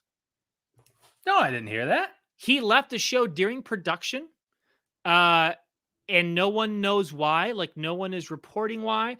No one knows if it was an argument with the producers, if it's a personal thing. Whoa. But he left the show in the middle of production, was gone, and deleted his social media, and he's off the grid. Holy shit! This is more interesting than the show. So now, why did he do that? Holy crap! We're only going to talk about episode 2 tonight. I don't know how many episodes you've seen, right? I've seen the first 3. Okay, so something's going to happen with him where you're going to be like, "What the fuck? Why did that happen?" And now you're going to know why it happens, because he's no longer on the show. Really? So, but they are recasting him. So, but they couldn't recast him, at the end of production. So he's being recast in the second season. A new actor is going to take over for him, who looks a lot like him, obviously. But something's going to happen at the end of episode 6, where you're going to be like, oh, now I know why this happened. That's honestly shocking, because why? This never happens. Stuff like this never happens. That's what I mean for your career. A show that's this hyped right now and this big, people talking about it all over. That's your big break. I don't recall seeing this guy in anything else. This is your big breakthrough, man. And you're just leaving the show. What is wrong with you? But nobody knows. Nobody knows if he left or if disagreement or was fired secretly. No one knows. There's there's not even rumors. Everyone's just no one knows why he left. He's gone. Super hush hush. Wow, that is a mystery that we need to solve. We need Tune in next week, folks, while we put the puzzle together. We need one of these Charlie boards right in the background, where we just have a bunch of string and just random pictures of people and stuff everywhere, Boss Hog and whatnot, just random photos. Definitely. And we'll just attach string, and we'll just speculate wildly about what he could have done.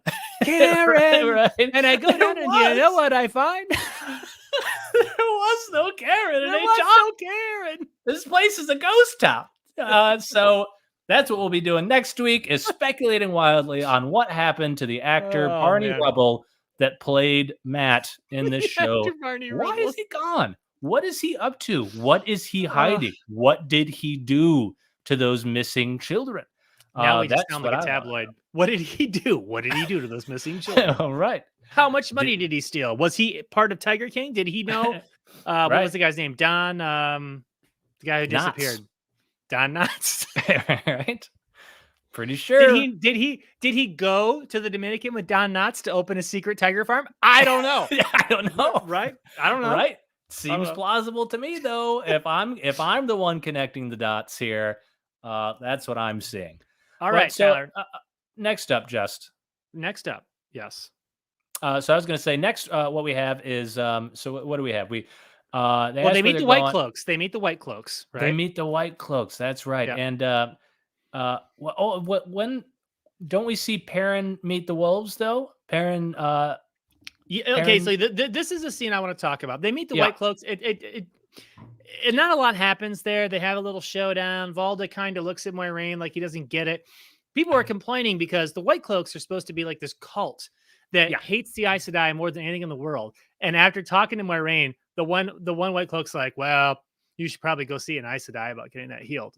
And everyone's like, what the fuck? What are you They would never say that. What are you? And it's stuff like that, where the idea that like the writers of the show are huge book lovers. Like, I haven't even read the whole series, and I heard that too, and I was like, wait, what? Like, from what I remember from the first few books, like, that's why would they? Valda is killing them and cutting their hands off and stealing their rings, and then the guy next to him is like, well, you should go see an Aes Sedai. Right? Like, what the fuck are you even talking about? Doesn't make any sense. I don't want to talk about that. Yes, but before we get to Shadar Logoth, now, another complaint I have, because we're just digressing all over the place, is the pronunciations of the places and the people. Now, I have listened to the audiobooks. So like, I like to read and listen to the audiobook, kind of go back and forth. So I've heard the audiobooks, the original audiobooks that the original narrator did for The Eye of the World, The Great Hunt, and The Dragon Reborn. And for example, right, it's pronounced, at least, and I assume when the audiobook is released that they're talking to Robert Jordan for pronunciations, right? And like, it's pronounced Shadar Logoth. Well, he has a pronunciation guide in the book. There's a pronunciation guide in the book. And then they say Shadar Logoth. And I'm like, that sounds like the way that someone from Michigan would go down to Kentucky and then like try to use a Kentucky accent. It just sounds so ridiculous, you know? Right. Or like, it's like she's gonna be mad at it. It's like my wife like trying to speak Spanish. You know, if you're like, oh, how do you say thank you in Spanish? You say, oh, gracias. And she'll be like, gracias. Right. And I'm like, you sound so honky when you say gracias. What was that? Like a huge horn outside. Holy crap. It's the Wheel of Time police. You even jumped a little bit, I think. That scared me. I was not expecting it. It almost sounded like a train horn. It was so freaking loud. It kind of didn't it? It was loud. I got to imagine it was like a fire truck or something. Wow. It must be because we're just throwing fire right now. And so someone called the firemen to put us out because we're so hot. Well done. Thanks. Well done. So anyways, the pronunciations, and it's those things too. And we get into it again in the audiobooks, all the classic ones, it's pronounced Tarvalin. And that's how they say it. Tarvalin. They go to Tarvalin. And then you get to the show and they're like Tarvalon. And I'm like, again, that just sounds like the way someone would incorrectly pronounce it. Mm-hmm. Like, why Tarvalon? It's Tarvalin. That's how they say it in every audiobook. And it's those little things that just bug me. And I don't know why, but they do. And so I'm going to say Shadar Logoth. I'm going to say Tarvalin because that's how it's been pronounced for decades because of the audiobooks. And for me, it's not just the little things that bother me. It's the big things too. One thing. So Perrin can tame wolves, Justin, right? These wolves come up and he can just kind of tame them. But you know what I was not impressed whatsoever. I watched a movie where Chris Pratt tamed velociraptors. And so if I'm supposed to be impressed because some kid can tame a few wolves, I'll just point you to the newly updated Jurassic Park starring Chris Pratt to say that that's not that impressive. People can do much more exciting and fun Yeah, things. in the real world. Right, that was a real movie He based on a didn't. true Chris Pratt story doesn't even about need Chris Pratt. fantasy powers. He doesn't even need fantasy powers. No, absolutely not. That was about Chris Pratt actually being able to tame raptors. Now, Justin, the next thing I need to talk about, and this is really important, and this is honestly, if there are any fades watching right now, this is for you guys. So a fade shows up, Justin, and he's got the drop on. He's got the drop on our group, right? Oh, Our gang, our that's gang. right. So are we cutting to the Rand and Matt, right? Right. Yep. See? And then the fade shows up, right? And then it just like yells and screams, and they realize it's there, and then they take off. Right? When was that? No, you're talking. That's episode 3. You're in episode 3. That's episode 3. No, that's episode 2. 3. No, they go to Shadar Logoth. No. Where they meet what fade? What fade? A fade is there, and it screams, and that's when they start running, and then they get chased by Trollocs as well, and then go to Shadar Logoth. Okay. You're talking about it before they go. Then they go into Shadar Logoth. Okay, exactly. Yes. But like the fade has the drop on him, Justin has the drop on him, and then it just like screams and alerts. It alerts everyone, lets them know to its presence, and I'm like, what sense does that make? Well, you know what I mean? The heroes have to survive for a much longer period of time, Tyler. Right, but Justin, again, let some of them die. If this were Game of Thrones, and the Voldemort got the drop on him, a few of those bitches are dying. I'm sorry, somebody would die. Some of them are going to die, and maybe 1 or 2 of them get to Shadar Logoth, right? Because you screwed up. You let them get the best of you now, but instead they just show up and start screeching with their, big old, I don't know what has a mouth like that thing. It kind of looks like the Sarlacc, like a mini Sarlacc. Oh, kind of like kind of like a bit like a Sarlacc, or God, who am I thinking of? Johnny Depp. No, it's not him, but it's right there though. It's someone like him. It's very much like him. There's an actor that I'm thinking of, looks exactly like this guy. But I think I'm going to know, right? So you're talking about the fade alerts them. So they're running. They're being chased by the Trollocs. Now they get to a point where the Trollocs stop chasing them. They get to like the edge of the tree line or something, and they're just like we're not going any further. And then rather than water and go into Shadar Logoth, because obviously they don't have to go into Shadar Logoth. Yeah, because the Trollocs aren't coming any closer, right? So there seemed to be a fairly sizable foot gap, right, between them. So that's a good point. Couldn't they have just like walked around the edge of the castle to look for something? Instead, they just go in, and I'm like, couldn't you have just gone to the water? Couldn't you have walked around Shadar Logoth to the water?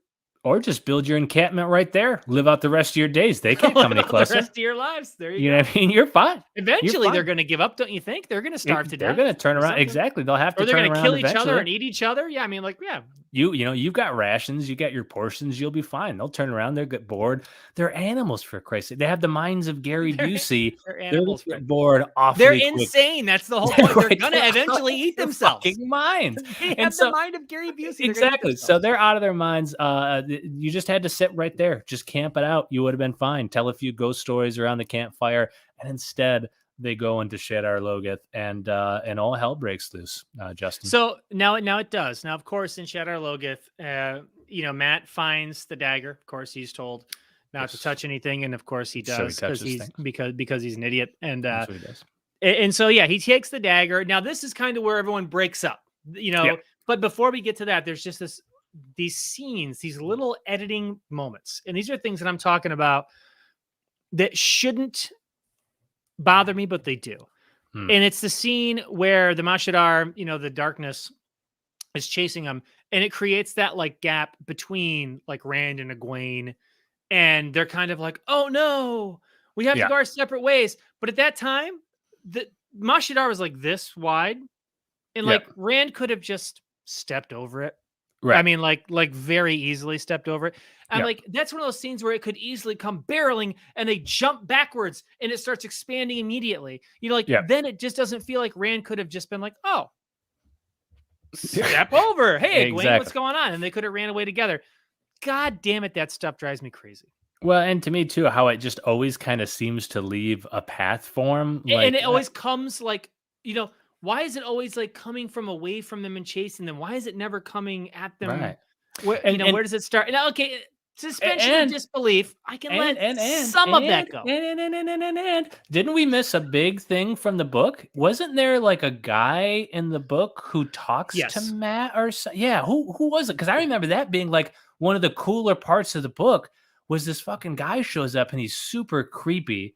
Yeah. And there was like something about him, but then like he turns into this crazy ass monster or something like that at some point. So I think in the books, and anybody who's a Wheel of Time fan, again, It's been a while. It's probably been a couple we've years read the since I first read it. couple books, and it's been a year or two, and Yeah. we've read through them once. So like, correct us in the comments if we're wrong. But I think Mashadar is that person in the books.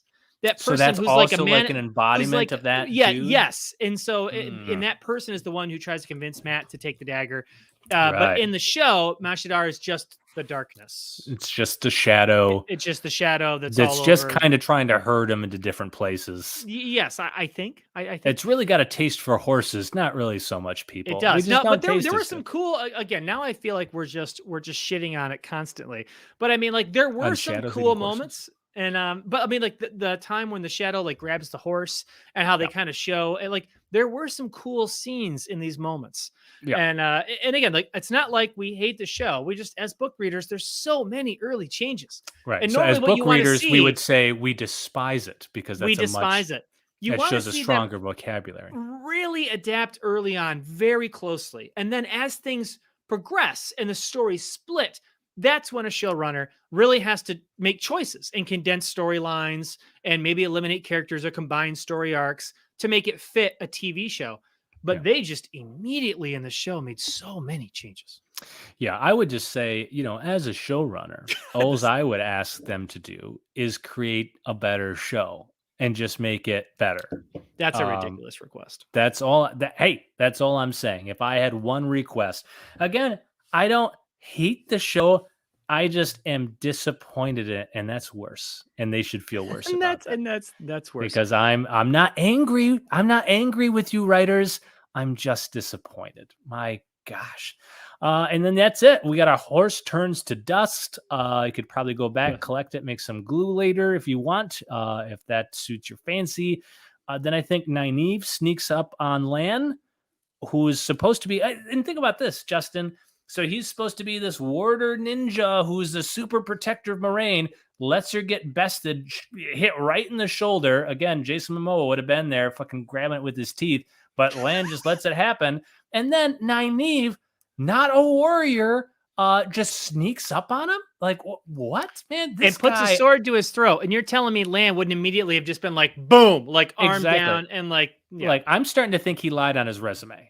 You know what I mean? He There are definitely- people who did that, and she hired him without doing a background check, and now Moraine's paying the price for not doing that. You got to look into people, especially for such an important position. You know, Lan was a farmer for 10 years, and he gets the resume to be a warder, and he was just like 12 years as a warrior, captain warrior, right? Captain warrior, yeah. Many swords, sword play, strong fight. I actually taught sword classes. Right. And then she's reading this. She's like, "Oh wow, taught sword classes. This guy many classes has many swords. Like, wow, this guy sounds like he's right up our alley." And then, sure enough, she's about to be killed within the first couple episodes because of this incompetence. You got to be more careful. Sort your resumes more carefully. Let that be a lesson. I think that's what they're trying to get across. That's the key takeaway from that's this the moral episode. Of the story. Yep. Yes. And that's why this episode is brought to you by ZipRecruiter. And that's episode 2, folks. Of there it is. All right. Okay, so we're ending that one right there before we go into episode 3. Oh, that was fantastic. Okay. Do I need to grab another beer? No, I got this one's mostly full. Oh my goodness. So again, I feel like it's gonna come across as we hate the show. I don't hate the show. I just am frustrated. Yeah. And I feel like they could have made it so much better. I really am gonna try to reserve judgment until I see the finale. Yeah, I mean, it's fine. But like criticizing it because there's a lot to criticize. It's fine. They could hit their stride and it could end up being really good. There's been plenty of shows where I watched the first few episodes and didn't like it and had someone tell me, no, you got to push through. You got to push keep through. going. And I did. And I ended up falling in love with it. So not every show just like hits the ground running. And this one hasn't, to be honest. And it's fun to rip them apart when they don't. But it doesn't mean that it couldn't. They could try to make up for their flaws. But right now, there's plenty of them. And just, again, God, just disappointed. Why aren't you just following the books, you idiots? Like, just do what it says in there. You have it all written out. You stupid idiots, you dumb idiots. Stupid dummies with their dumb idiots. faces. All right, let's get into this. You ready? All right, let's do it.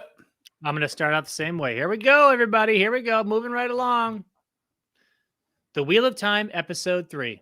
Discussion and review. All right, Tyler, Episode 3 of The Wheel of Time. I'm going to start by reading the summary again. Are you ready? Okay, let's do it. All right, Episode 3 is titled A Place of Safety. Nynaeve escapes and outsmarts and kills the Trolloc that captured her. We're going to talk about that scene.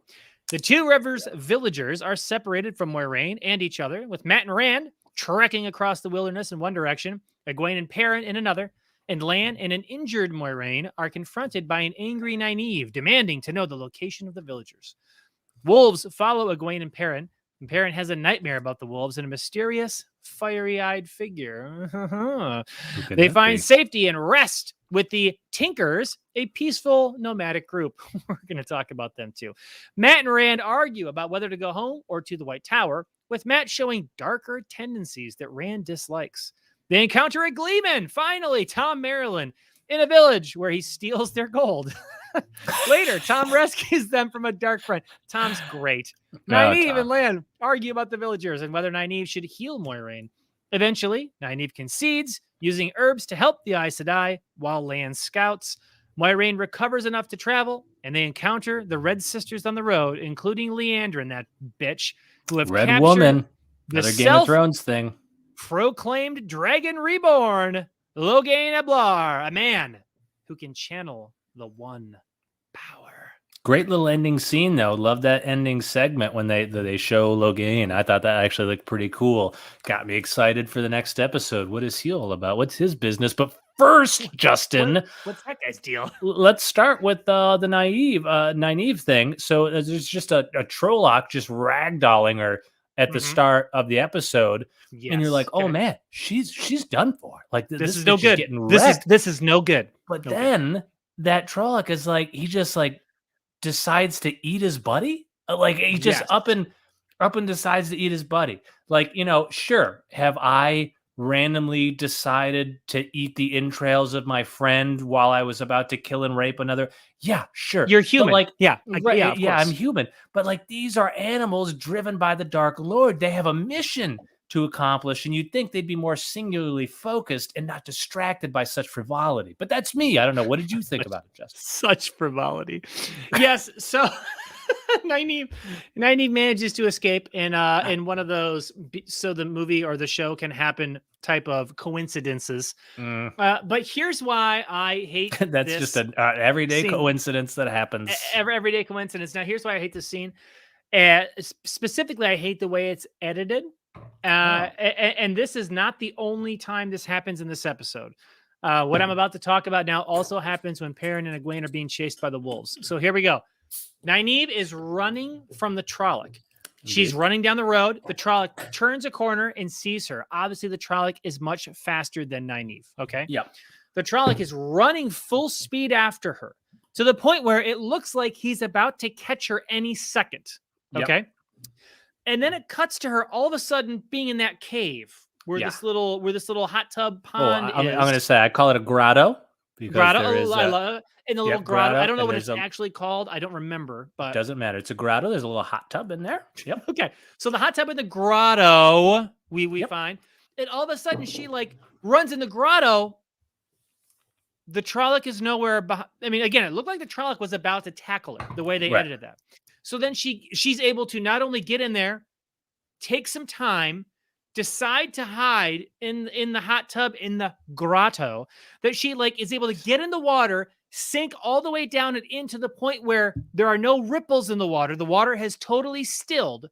And like, I Okay. wouldn't be putting my head in hot tub water. I don't know about you, but like, That's dangerous. Like people do crazy shit in hot tubs. And so yeah, I know but I I mean, do. I guess when you're facing death, Still, maybe. if you knew the things I did in hot tubs, you Oh wouldn't man, be but dunking your you're head in still them. basically talking about death by herpes. So Exactly. it's You're gonna be dead one way slower. or the other. It's gonna be I'd more take my chance painful. with the Yeah. Trollocs. And so, but I mean, like, think about the way they cut that, edited that, where she's like running down, the Trolloc comes running like at double speed. It Yeah. looks like he's about to get her. Then she goes in Yeah. the grotto and apparently has like 2 minutes to hide. Right, And she right. walks in, walks around, gets in the water, goes all the way down. She's She like still, puts a lampshade over her head. She's like, no, that won't work. She's like trying different hiding places. she's like Finally, she's like, behind fuck there. it, I'll She's try the holding a hot rock tub. up over her face. Right, And, but goes behind and the curtain. But finally, she decides the hot tub. Okay. And after all that, then, and again, you can see how the hot tub in the grotto looks. And so she's in there, and then she Right. pulls her head up. Well, the Trolloc is like literally a foot from her, walking around. And it's like because her head is here, and the edge of the rock is here, and the Trolloc is here, the Trolloc can't see her on the No. angle. Okay. But the Yeah. Trolloc can't see her. And then the Trolloc jumps in. And again, this Because is not a big hot tub. It's like 6 feet by 6 feet. yeah, Somehow he doesn't kick her, touch her. She doesn't freak out. She doesn't make a noise. And then he starts stabbing random parts of this tiny little hot tub. you're right. But he missed her, and she jumps up behind him Thankfully. and stabs him to death. And that's it. The wheel works in kind of a mysterious cool scene. ways, Justin. The wheel works in The wheel is mysterious ways. mysterious. The wheel I is want to mysterious. know. How does this Trolloc know that that wasn't a well for water That he just was went all going the way to fall. down? See, now when we were doing the episode 2 review, and you were like, "Oh, okay. So how do Trollocs know? They just know the depth because just know the depth. water was not clear. The water in No? that grotto hot tub was not clear. Well, of It was course it wasn't cloudy. clear because it was a hot tub. What is happening in that hot tub? Of course the water's not clear. The effluvia that has been discharged in that hot tub. Don't say words like discharge. I won't. I won't. I won't. You won't nix I'm me not on gonna- effluvia. I'm not gonna. I'm not gonna bleep out curse words, but I'm gonna bleep discharge. Okay, that's fair, I guess. Okay. So yes. So no, the Trolloc can't see the bottom of the hot tub because of the discharges. Right.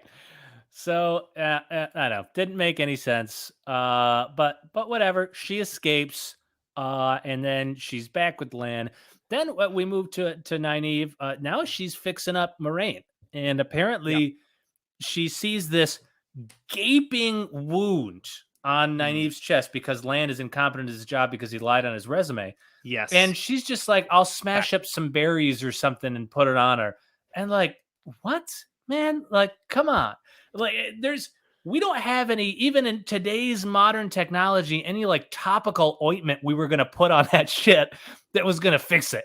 Like, we'd be like, oh shit, be, you need to go see a surgeon. Right. Like, you need to be rushed to surgery. We're going to be doing blood transfusions. Like, you're in some deep shit. She's like, no, like, I'll grind up a eucalyptus leaf and she'll be fine. Like, come on now.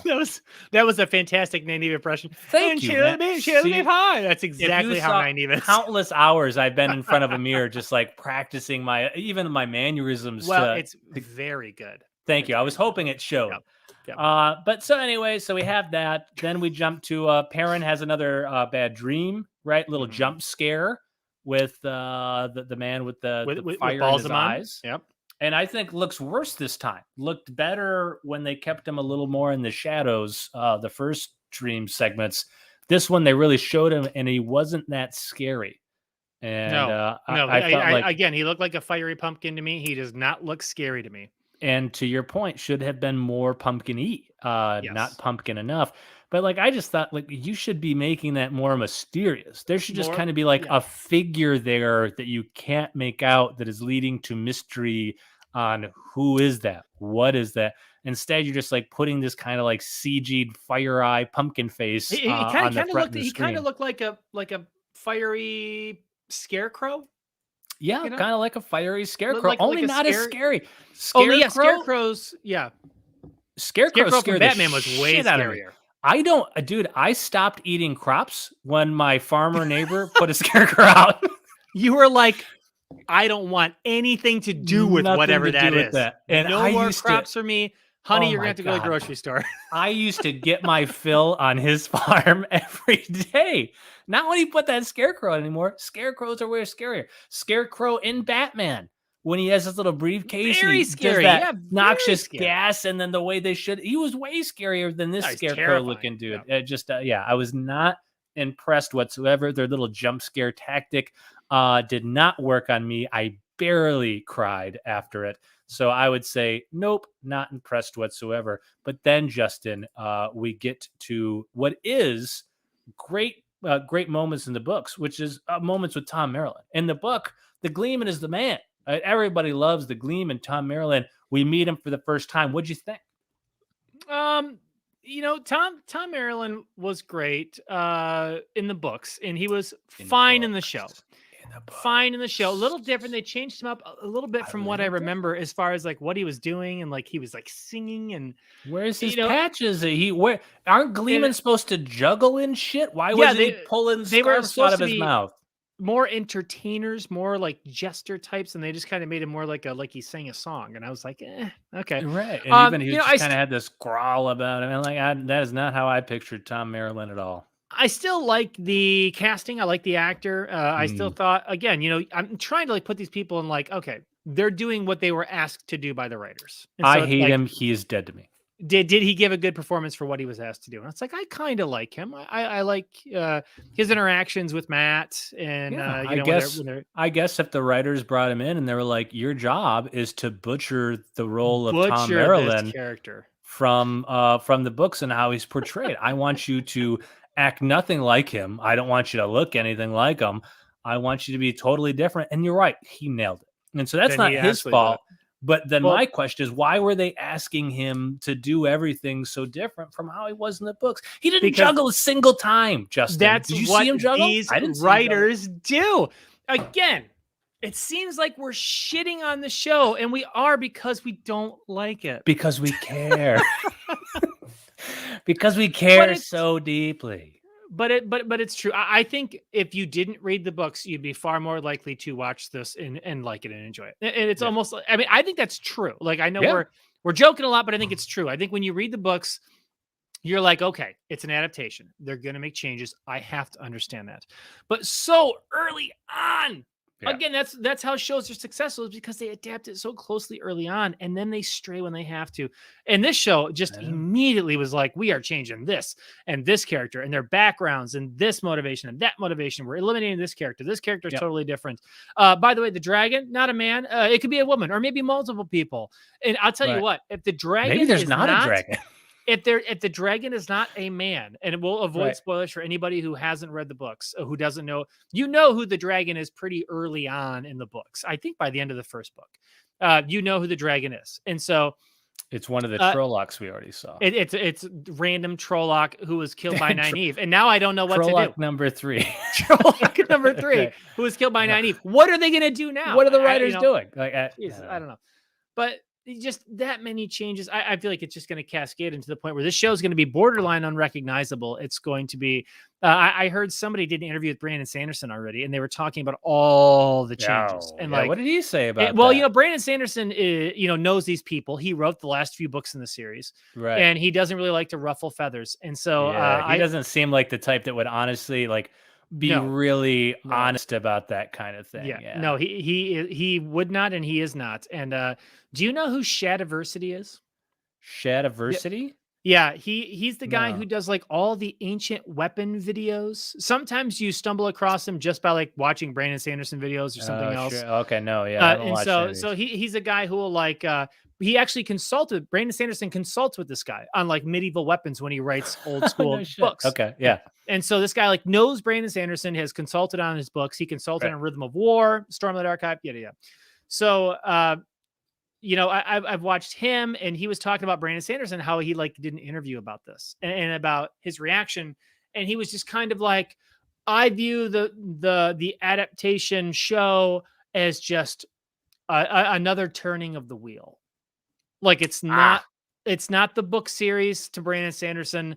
It's another turning of the wheel. It's a different version. Level dodge. Well done. Yeah. And so, and I was like, and everyone else was like, even Shad's like, I love Brandon. I get that he doesn't want to ruffle feathers. He probably gave people notes and they chose not to do the things he suggested. And he's like, but that's bullshit.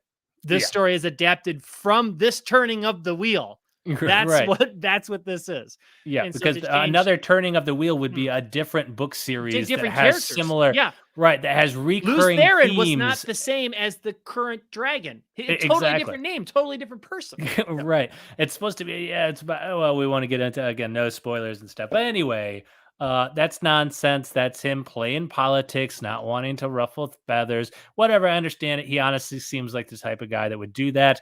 And we are too. And that's why we have really pulled our punches throughout these first 3 episodes. And I feel like we've really tried to be nice and, very, very careful about how we tread on this show, because we don't want to ruffle feathers in the industry either. I mean, we're both have a few screenplays that are being adapted right now as well. I believe, Justin, you have your screenplay, The Dawn, that's about a mafia boss who has a sex change and has to navigate that in this modern environment. And I know that Universal that wasn't bad. Interested. You seemed lost for a long time. Universal's interested. Miramax has showed interest. Miramax is interested. Yep. Fox said no. It's not really the kind of thing Fox would. They don't want it. They don't want it. But so anyway, so we met the Gleeman. Then Matt and Rand they go into an inn, right? They need to find a place to stay. They talk to the innkeep. Was it Dana? I think it's Dana. Dana. So they talk to Dana, and Matt and Rand agree to split wood. But let me tell you, that's not the only thing the innkeep wants them to split. Whoa! Right? Because she clearly wants them to split her like a coconut.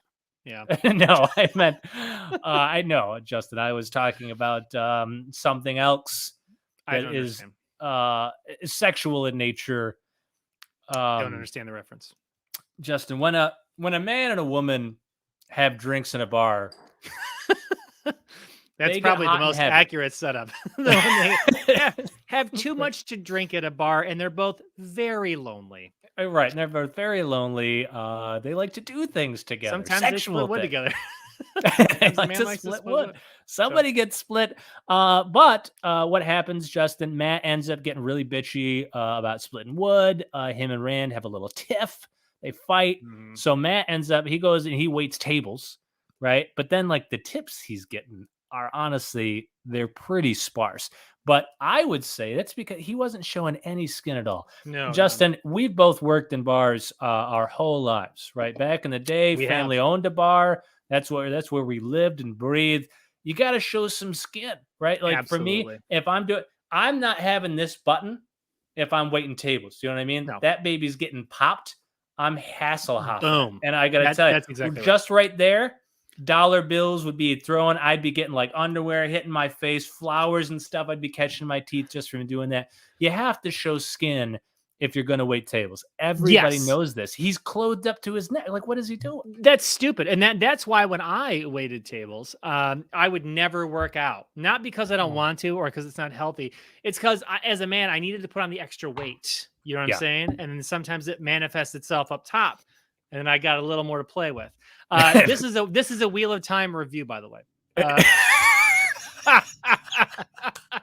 What do you mean? You think this wasn't clear for what we're talking about?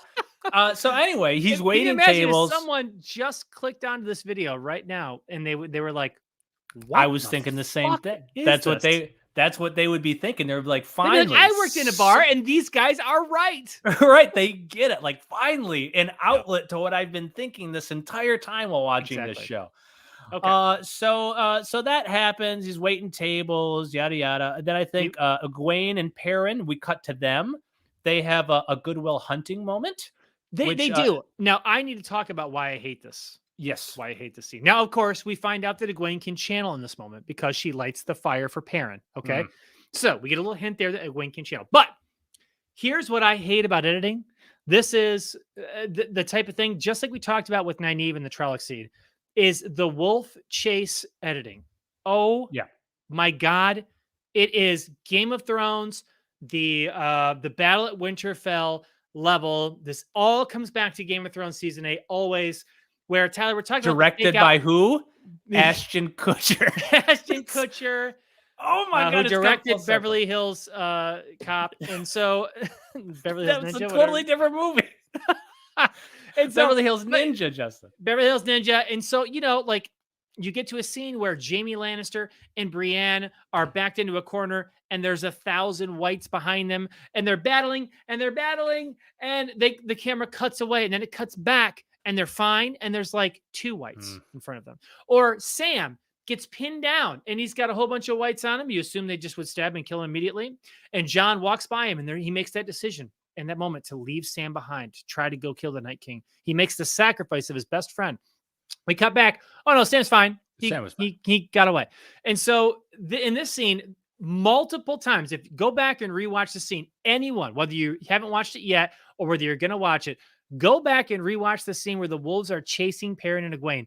On multiple occasions, the camera shows the wolves getting within 4 or 5 feet of them, to the point where like they're showing overhead views where like they're running and the wolves come through the trees and they're about to tackle them. And then it cuts to like a different view of them running up a hill and the wolves are like 50 feet behind them. Right. And it happens repeatedly in that scene. Quick cuts. The wolves are right next to them. The wolves are way away from them. The wolves, roof.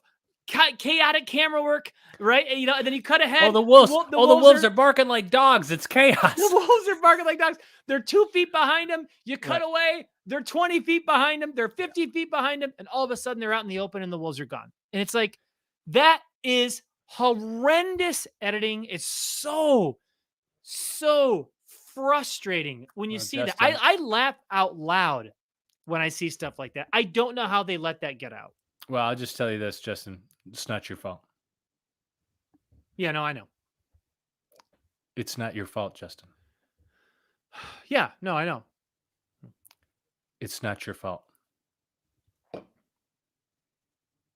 I know. It's not your fault. What are you doing, man? It's not your fault, Justin. What are you doing, man? It's not your fault. It's not your fault, man. But it's so stupid. So anyway, Egwene and Perrin have that whole Goodwill Hunting. Great moment, by the way, that I felt like we acted perfectly. That was really good. One of Matt Damon's greatest roles, of course, that scene was from Dogma.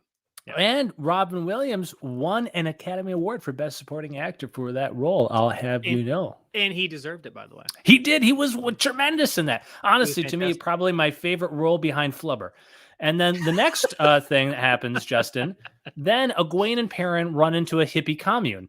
And I thought this was really interesting. Where like they grow their own vegetables and stuff and they don't shower or whatever. I don't know what it is, but it seems like it's free love.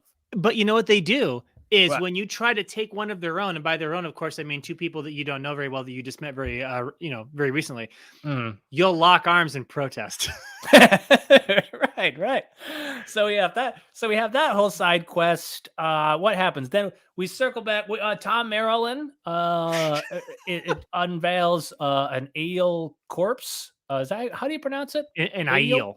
Aiel. That's right. An Aiel corpse. So the first real hint at he points out the hair and how they look different. Don't see him in these parts. Hint, wink, wink. That's what Rand looks like. Now, this is something that typically in the book, you were getting this early on. So this is something we didn't talk about with episode 1. They are really already hinting heavily at a certain character being the dragon in the book. Yeah, so like in the book, right from the get-go, you're talking about how like Rand looks different than everyone at Edmondsfield. He's like way taller. He's got the orange hair. He looks way different. He doesn't look anything like his dad.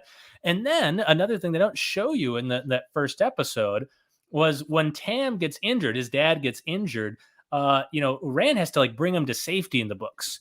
And Mhm. Tam is kind of like incoherent in and They, out they of have it. a they have a conversation in the woods while he's bringing him back. Yeah. While he's bringing him back, while Mhm. he's like out of it, right? He's like feverish and like losing it, and he's talking about finding this young boy in this different land who looked different, that he raised as his own. Yet it's obviously it's talking about Rand. It's meant to be very clear. Rand is not his actual son, right? That's Right. what they portray right from the get-go in the books. It's very clear. Yes. Rand is Yep. not from here. He looks different. Everything about his appearance is different. Looks nothing like his father. And then his father, right after he gets injured from the Trollocs, even is just telling Rand, yeah, you're not my actual son, but I raised you like my own son. But in the show, this is the first hint we are getting that, Rand is not from Edmondsfield, right? That's not But it's a clearly. very subtle hint It's that very non-book readers would almost surely not put together. right.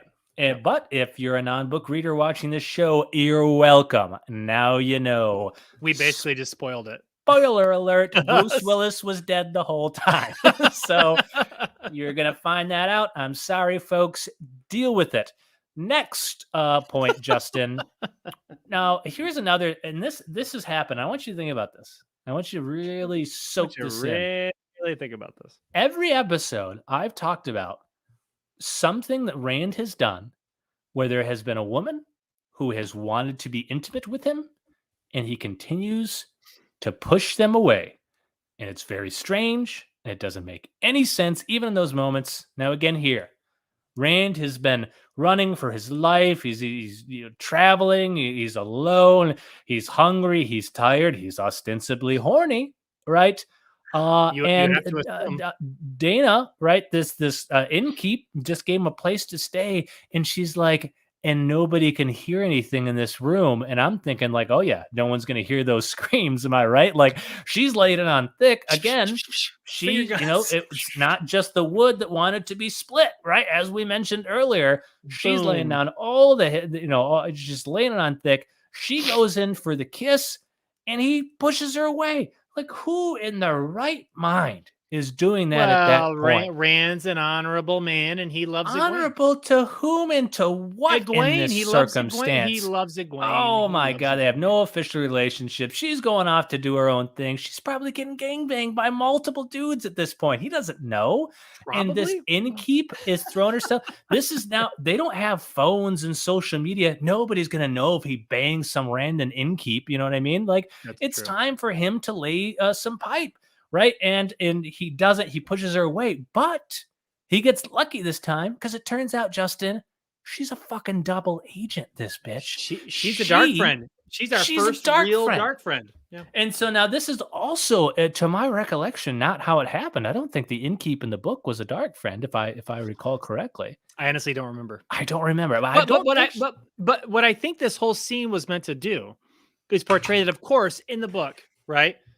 Rand and has a Matt, tiny dick and he's scared to have sex. and that's no good. And so he won't show it to anyone other than Egwene. She's the only one who's ever seen it, and she's okay with it. She's okay. Anyways, she likes micro penises. She likes micro penises. Some people do. That always reminds me of New Girl, the episode of New Girl with the one absolutely guy. With the one guy. What's his name? He kind of reminds me of John Cena, because they both have micro penises.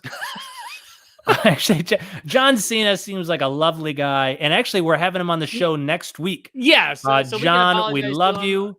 John, just joking, buddy. I bet can't wait to have John Cena on next week totally to talk about the Wheel of Maybe Time. it's above average. I don't know. I barely caught a glimpse of it that one time we hung out at his house. I only saw, you know what I mean? Like, I saw the silhouette, so it's tough to judge what. But still, But in proportion to the rest of his body, I'd say it was, what he lacked in length, he made up for in girth. Okay, good for him. Here's my take on John Cena's penis. It's essentially looks like a can of corn. And it's just as creamy, baby.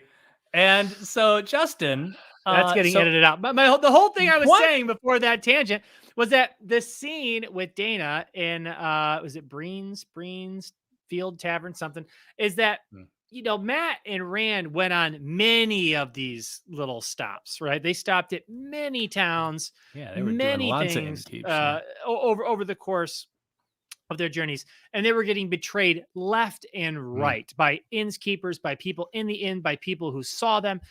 So I think rather than, of course, the show just showing the same thing over and over and over and over and over, they just tried to have one dramatic scene of where like they stayed at some random place and there happened to be a dark friend who knew or sensed or whatever who they were and tried to kill them. And now they have to live. They have to be careful no matter where they go.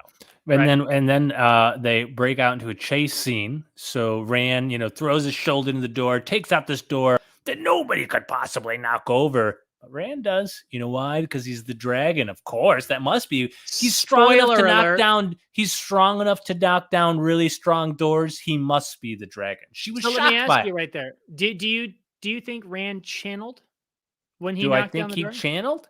I think he used his momentum appropriately and just got his weight behind it. I think that's what happened. That did not look like a door that was secured by steel, if I'm being honest. Well, but they purposefully try to have her say like that door is whatever double reinforced, whatever she says. Yeah, she was lied to by the contractor on that. Break it. Now, to me, that even just seemed like a weird scene. She's like standing there like with a sword, and he's just like watching him do it. And he's like, ah, and he's like bashes into it, and she's like, okay, what are you doing? And he's like, ah, and just like bashes in the door. I just felt like it was a weird scene. Like it was weird. Make him stop, but then there was like a kind of a little flash of air or power or something when he hits the door, and I'm like, he must have. I feel like he used the one power for the first time that I think we've seen on the show, just a slight little tiny bit. I think it was just a shoddily made door in order to knock that door over.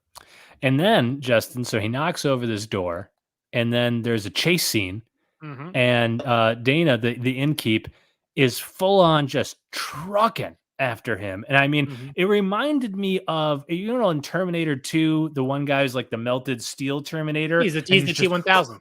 The T-1000. And he's just like chasing after her. That's how she looked while she was running. And like, I was expecting her hands to just like turn into blades. Turn into claws, right, and she's going to start like clawing. And I was like, oh shit, he traveled back all the way in time to like medieval times so he could fucking kill the dragon. That was his whole thing. Turned out she was just running like that. But then oh shit. Everything's fine. Oh, everything's fine. False alarm here. We're all fine, folks. I've done this twice. I did it earlier with my headset. So then, Justin, she's running, but then, she just kind of stops him and just starts talking to him. And then she gets jacked with a blade through the throat, just like the mom in Terminator. Remember the mom who's talking and she's like drinking the milk, and then the T1. Oh, no, it's the dad. It's the dad. But the mom doesn't. No.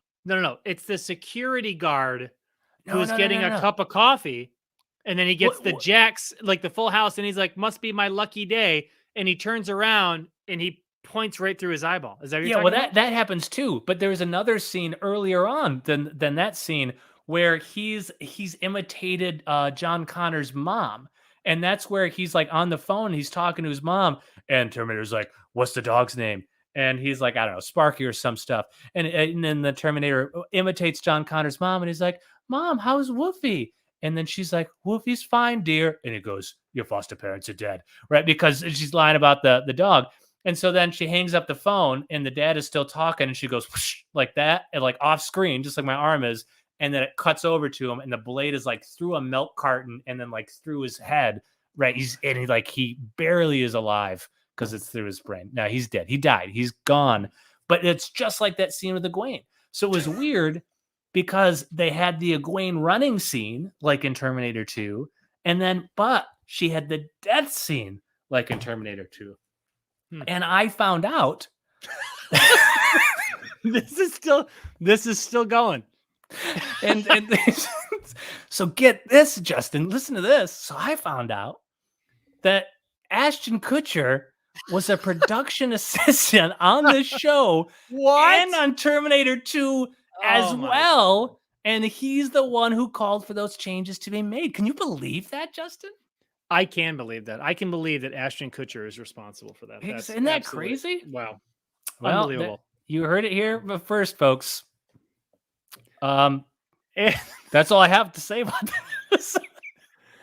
And really, for episode 3, That's pretty much it. I mean, I think Lan and Moiraine run into Leandrin at Yep. the The end. Red Woman, another Game of Yeah. Thrones reference. Yeah, another Game of Thrones reference. Yep. And by the way, that woman who plays Leandrin, I can't tell if I like her or if I think she's the worst.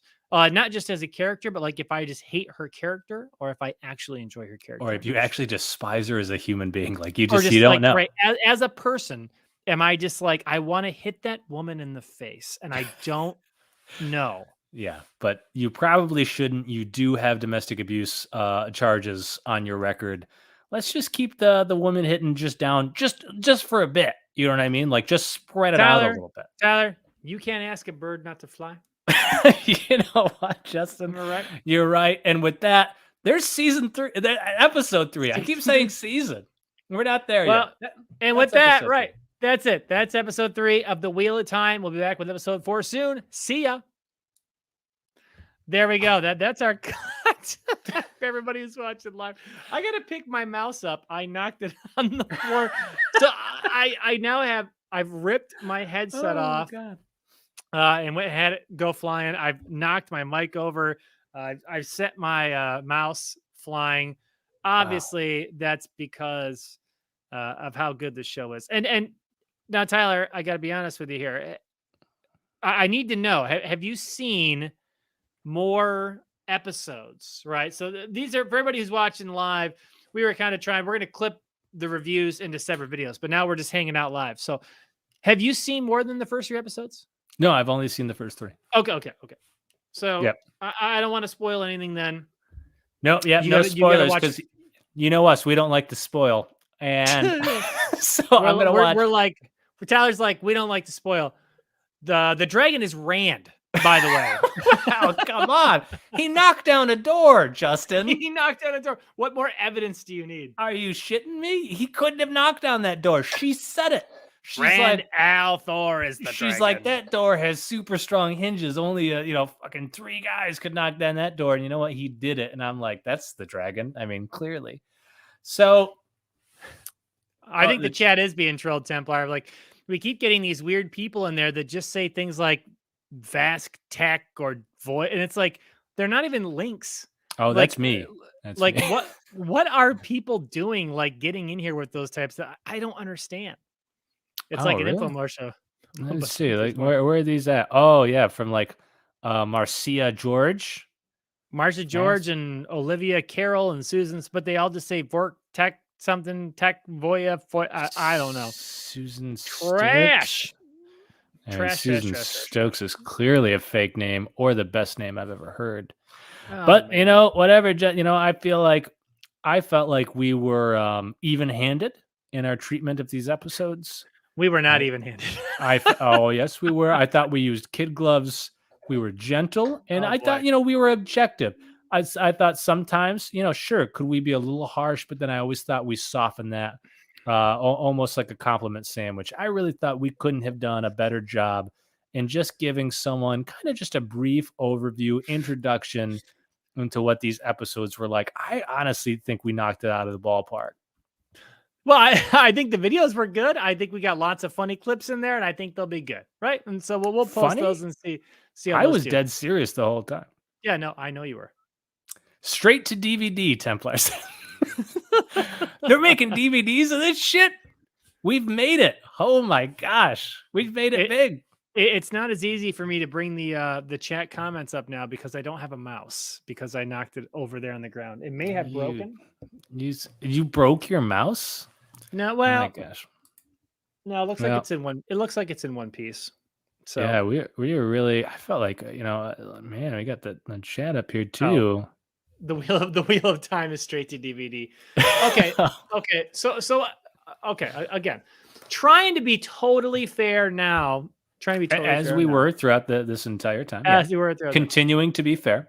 Look, it's not horrendous. It's not the worst. I've actually heard a lot of people that really like it. It's the #1 show in the world right now for a reason. It's just when you read a book, and that's the thing, is when you read a book, you have an expectation. And when right away a writer changes things, and sometimes they change things for no reason, right? And again, Tyler and I think would both agree, not to get seriously into the stuff, when you're talking about representation for like race and ethnicity or homosexuality and gay people, and it's like, we don't really care if anybody has changed that way, as long as it Whatever. doesn't mess up the It's the story. story, man. It's the story that The matters. story is what everybody should be serving, Yes, and the as long as the story is the story is purpose. served, but And so, what happens is when they wanna change superfluous stuff, like, who cares, right? yeah, Whatever. who cares? But what happens is when they change things that are integral to Like the story, where they say from the it's beginning that the flabbergasting. dragon could be male or female or Right, even like, multiple people. It's like, not only that's is that intrinsic. that That's that like is the that's the very heart of the story. right, that's The dragon flabbergasting. is a male, and the dragon has to be a male Right, because the dragon is so powerful that they tap into the part of the one power that is tainted, which right. is why they're so dangerous, because Yep, they could either save or destroy the world because of how powerful they are, but they're going to go insane in doing it. And right. so for it to be a woman makes no sense. And if Yeah. you're worried about just like, oh, well, the woman could be the one because it's it's a gender equality thing. It's like, women rule this world Mhm. already. Like they Right. already use the one power. They're the Aes Sedai. They control everything. The Amerlin seat. Women are even in the books now. Like we haven't even talked about this yet because you're not far enough in the show. But like Camelin is cut out the entire journey, which Oh, is a huge part of the really? book. That's a huge part of the book. Camelin is totally cut out. Wow. The queen that rules Camelin, like women rule Oh, other yeah, areas in the shit. world too. And like, but boy, to me, this show has really seems to be like it is women, women, women, women, women, and everything. And like men, the men who are tough, like Lan, is made to be softer and not as tough or stoic. And now the dragon isn't a man, the dragon could be a woman, and maybe the dragon won't be a woman. Well, But I my think thing is, they didn't just say man or woman. They said, or it could be split into multiple people. And so now right, here's which that doesn't make any sense. so now, but now my theory, my thought is that the showrunners may try to make the dragon be the Emmons Fielders together. Like it may be Rand and Perrin and Matt and Egwene and Nynaeve. Like they may be the dragon together. Like I think that's what the show might do to try to be like men and women together have to work together to save the world. Like I think that's what they might, because why even do that? Why even say that? Right. If the dragon is just going to be a man as it is in the books, because you're almost teasing, right? If you have female readers who are like, or watchers who are like, oh, the dragon could be a woman in the show, that's awesome. And then you're just like, oh no, it's the same characters in the books. You'd be like, oh well, why did you even fucking tease us? Do you know what I'm saying? But, like, why do that in the first like, so write a different story. But, like, this story has been written, and there's a reason so many people love it. And again, if you're, there's no reason to be concerned about some sort of gender dynamics between men and women here, because, like, even if you think a man is gonna become this super powerful character, okay, but women have all the power in this world. And at the time when these books were being written, again, that was kind of a novel, interesting concept that was Right. great. And Jordan had tons of respect for his wife, who even helped him write the books, and he always got tons of inspiration from her and for personality traits and stuff like that. And it's part of the reason why he wanted to do that, to have the women be in charge and have control. So it's like that's all part of the book. Is like the Right. That's women kind of have already part control of of the story. everything, Right. right? But then there's like this one guy that's going to have some power. Like, what? Why change it? It just doesn't make any sense to change it. I don't understand. And again, if you want to write a different story, then write a different story. Don't change the one that's been written. Again, changing superfluous stuff. Who cares? Changing certain things because you have to change certain Yes, things to and as the adapt it. story branches out, it's Yep. 14 books. It's going to be 8 Very seasons, difficult. 8 Yep. episodes, 64 episodes. Like again, but I still wonder why. Like why would this Yeah. show not be 10 or 12 episodes an hour long per season per book, and why not Right. try to make this go on for 10 or 12 And seasons? Like why cut the because prologue? Why Game of would you Thrones, like cut do the you know prologue? they cut Game of Thrones off early when it was its most popular. Yeah, Like insane. it's not like a show that had died and lost interest. It's like it was at its most fever pitch popular. People were talking about it every day, all day. It's like they easily could have let that show at a minimum gone 10 seasons and it could have been 10 full episodes each season. So Yep. season 7, 8, which were like 7 and 6 episodes, could have been 10 and 10, and they could have gone 10 and 9 and 10 and 10. And that would have given them so much more story to really flesh things out. People would have loved it. It would have gone on 2, 3, 4 more years. It'd be ending now or like next year, and it would still be hyped. And now, like, people are just so bummed because they just rushed it. They ended it horribly. And like now, like, no one gives a shit about the House of Dragon or any of these other prequels. Like, they all were canceled. And to be honest, like, I don't really care about the House of the Dragon at all. I would much rather have 2 more great seasons of Game of Thrones. That's what I would want. Yeah, D&D just they killed Game of Thrones for me, man. They just murdered it. And it's just too bad. It's too bad. It really sucks because that show was about as good as a show could have been. Especially for like fantasy and sci-fi. That's what I mean. Like, people, about as good as it could have been, and they just absolutely fucking butchered. Again, this is a Wheel of Time episode. Why are we still talking about Game of Thrones? Well, because we always end up talking about Game of Thrones. I know, it's just what we do. We're trying to compare it, and again, to me, it just seems the Wheel of Time in general. Love the books. I'm going to keep reading the books. I'm going to read all the books.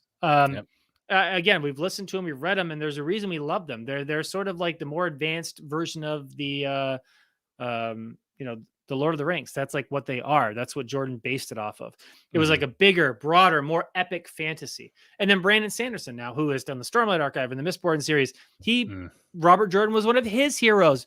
Brandon Sanderson finished the last, is it 3 or 4 books? You guys can't see it because it's in the shadow, but this is the entire Wheel of Time right here. And Sanderson, he did the last couple. The last 3. So Sanderson wrote the last 3 books. Of the Wheel of Time.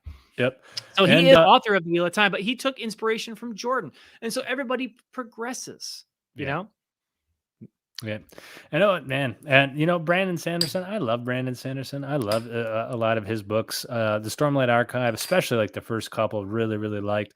I wish we could have more of a melding of like Brandon Sanderson in someone like George R. R. Martin, just a little bit, because Brandon Sanderson's output makes up for so many of his flaws.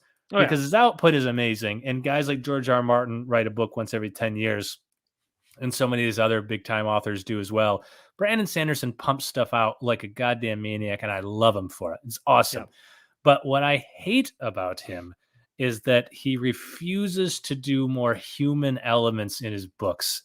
And if you read them, you'll know what I mean. That like there are some things that are lacking in the books that would be in any other book about anything ever. And he just like totally ignores these very human things that we all do. Like sex and cursing and he does have some aggressive, physically aggressive characters. Not many. Not many. Not many. And so it really hurts the world in the long term because it just starts to, as it keeps going on, there are situations where these things seem inevitable and they never happen. And it just starts to feel weird. Like you can only tends to feel YA. It just seems like even his adult fantasy feels YA. Exactly. Like you can only build up sexual tension for so long before it's like you can't just gently brush someone's hand book 4. Like, come on, man. Like they should be fucking at this point. Like they should get with the program. They should be slamming. You know what I mean? But whatever. He's I still love him because he writes some great books, and the output. Oh my god. Yeah. So Augie, like Tyler and I are, it's a bit tongue in cheek. We like to make jokes. It's easier to make jokes when you pick things apart. Like that's just if we just were like, oh, that scene was great. Oh yeah, it was great. I like that one too. This scene was really good. Yeah, I agree. That scene was good. Right. It's not interesting material. So we like to take the things that we dislike or we disagree with and run with those to make them fun. Again. Is the show perfect? No, but I think as a non-book reader, you'll enjoy it more because you won't have super high expectations of how everything should work out. Our biggest criticism, wrapped up in a nutshell, is just that they have totally strayed from the books, like from the get-go. Like really from the get-go. They've changed so many fundamental things about the Wheel of Time in the books that it's already borderline unrecognizable. They're just going to Yeah. have some of the same character names and some of the same locations, but like it's going to be definitely a big time adaptation. It Yeah. is not going to be like what Game of Thrones was for the first 4 seasons. Right. But I would say, at least for me, my criticisms do run a bit deeper. They definitely strayed from the books, which just kind of pisses me off and confuses me I because just there's no don't reason. understand. I don't understand. If you and I were directors, we went to USC for 4 years, got our degrees, and we were like, we want to make the Wheel of Time into a Right. story. You can sure shit bet the Yep. scenes, the character descriptions, the dialogue is going to Yep. be as close to the books as we can possibly allow it to be. Exactly. So Yep. like that shit just confuses me. I don't understand why they wouldn't do that. But then there are definitely other things about it, which again, we joke and we'll tear down a bunch of stuff, all over the place. But there are definitely things that I'll tear down for like for reasons because I really think that and like Yeah. it bugs me. And so like there are these first 3 episodes that I've watched, I would just say I'm kind of meh on it. Right. So it hurts that I've read the books and I feel like they're straying. And so that takes it down a notch. But there are other things too I just haven't liked, but not enough to say I'm not going to watch the rest. It's enough to say, though, if I get to the end of the season and still feel this way, that I'm just kind of done with it. Right. But there's still time. Right. And again, like I said, You're only during through that, 3 episodes. I'm only through 3 episodes, and there Um, have been plenty of shows that I have watched again where I've had friends who are like, "Hey, man, you got to get to this episode. You have Yeah. to get here." And Yeah, I'll of kind of course. watch the first few, and I'll be like, "Oh my god, like I'm so bored. I don't want to watch this." And then I'll get to what they're talking about and go, "Oh my god!" And then it hooks me, and then suddenly I'm sold. I watch all the season. So some shows you do just need to push through a little bit, and that sucks. You don't want that, right? But that happens. Making shows is hard, right? I mean, that's difficult. And so Right. it's not so bad that I wouldn't be giving it the benefit of the doubt and saying there's still something there. There's still, we know, is a good story there because having read the books. I don't think the casting is terrible. I don't think the acting has been terrible. I think a lot of the cinematography has been good. Some of it has been a little haphazard in what they're doing. Yeah. Some of the CGI has been rough. Some of it's been good. So again, it's just kind of a mixed bag right now. But they could get their feet under them. It could be a good show. That remains to be seen. But if it stays like this for an entire season, then I'd say, yeah, I mean, like, yeah, they messed up. They fucked up. That's how I kind of felt like about The Witcher, right? The Witcher had all the elements to be something good, great casting, and they had a lot of good cinematography. They butchered it. Oh my God. They butchered the shit out. I'm going to be honest. So, like, The Witcher was coming out. It was going to be a show, right? You and I both read. What was the first Witcher book? Yeah, what was that first one called? It's more of a collection of stories. Was it Blood of Elves or The Last Wish? It The was Last Wish. The Last Wish was the so first one. we both read The Last Wish from The Witcher, and you're right. It's like a collection of short stories. And we heard that that's what they were going to basically do the first season on, which seemed weird. Seems strange. It seems strange, but I enjoyed them. And Yep. even the book kind of bounces around between the stories, which is kind of awkward. But then, like you said, they cast what's his name, Henry Cavill as Geralt. He looks exactly like I mean, the casting, you could not have asked for better casting for him. Yeah, and he does the deep voice, which is slightly over the top, but it's I didn't love the voice. It's but still a little over the top, but still you can could have taken it just fine. Yep.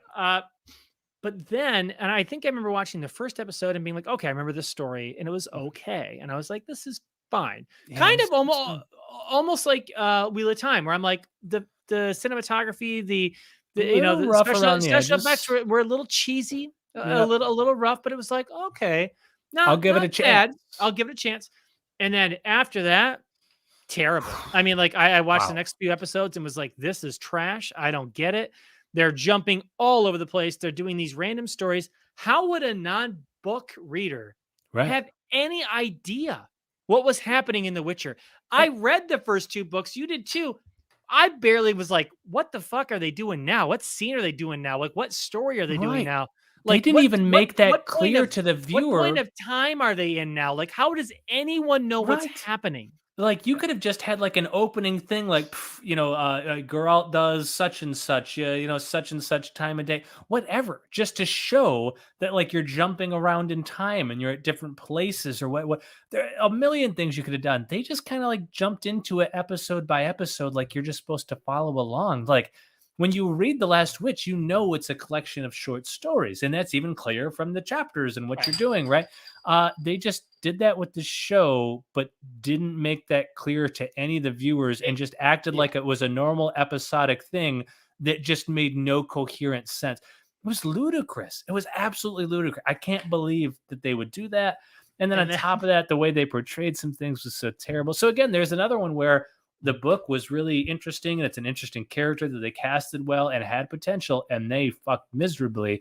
This could be the same thing, or they could take it and prove us all wrong and make this a really good show.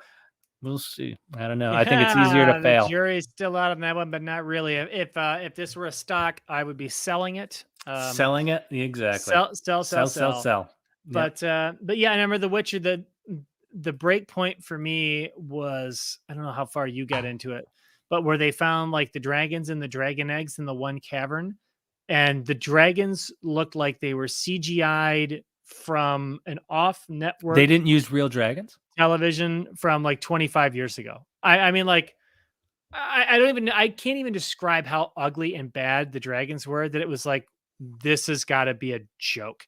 Like Jurassic Park did dinosaurs better 25 years ago, 28 years ago. Well, for which are 26 or 7, but it's like in 1993, dinosaurs. And again, it was a movie. I get that. Yeah. But it's like they did dinosaurs better in 1993 than you can do a couple of scenes of a dragon in 2020. It's like, that's a joke. I know. It's all because you probably had a bigger budget than Jurassic Park did. Well, this is the thing. And this is what I still don't understand either. Why did Jurassic Park look so good and still looks great for its time period? You watch and you're like, it still looks great. Why? They still make dinosaurs look worse nowadays. Because they use practical effects and then CG over top. I don't get why everyone doesn't continue to do that. Like, you don't have to do everything with CG. Mechanical puppet type things, right? Yeah. They had a gigantic... And then they put small, slight little CGI motions on it to make it look more real. Exactly. And so, like, when the T-Rex is, hitting on the glass and stuff, there was a real animatronic giant T-Rex head that was doing that, right? And then they would just put CG over the top to make its motions more smooth, make its skin seem a little more glossy, that kind of stuff. But so it looked terrific, because they didn't just try to CG it from scratch where you just instantly recognize it as like, oh, that's just computer generated, unless you spend a shit ton of money. But it's like, if you're going to do that, just do the normal practical effects that will work, that they did 20 years ago. I don't know, man. You know what, Justin? I don't understand. Forget all of it. None of it makes any sense. Now I'm pissed. All right. It's time. It's late. All right. It is late. So, all right. Thanks so much for joining us, everybody. All right. Thanks episode 4 next. Let's do this. Well, yeah. Episodes 4, 5, and 6. Maybe we'll do that on a separate recording, or maybe we'll do it live next week. I don't know. We'll see how it goes. Spider-Man No Way Home comes out in 2 or 3 days. Oh, yeah, sure. That's right. And so definitely I'm going to see that one. I can't wait to see the old school Spider-Man characters appear. It's going to be really exciting. That one's going to be fantastic. So, but all right. Well, no matter what, we'll see you all next week. Next Tuesday. We'll see you all next week. Thanks so much. We'll see you guys.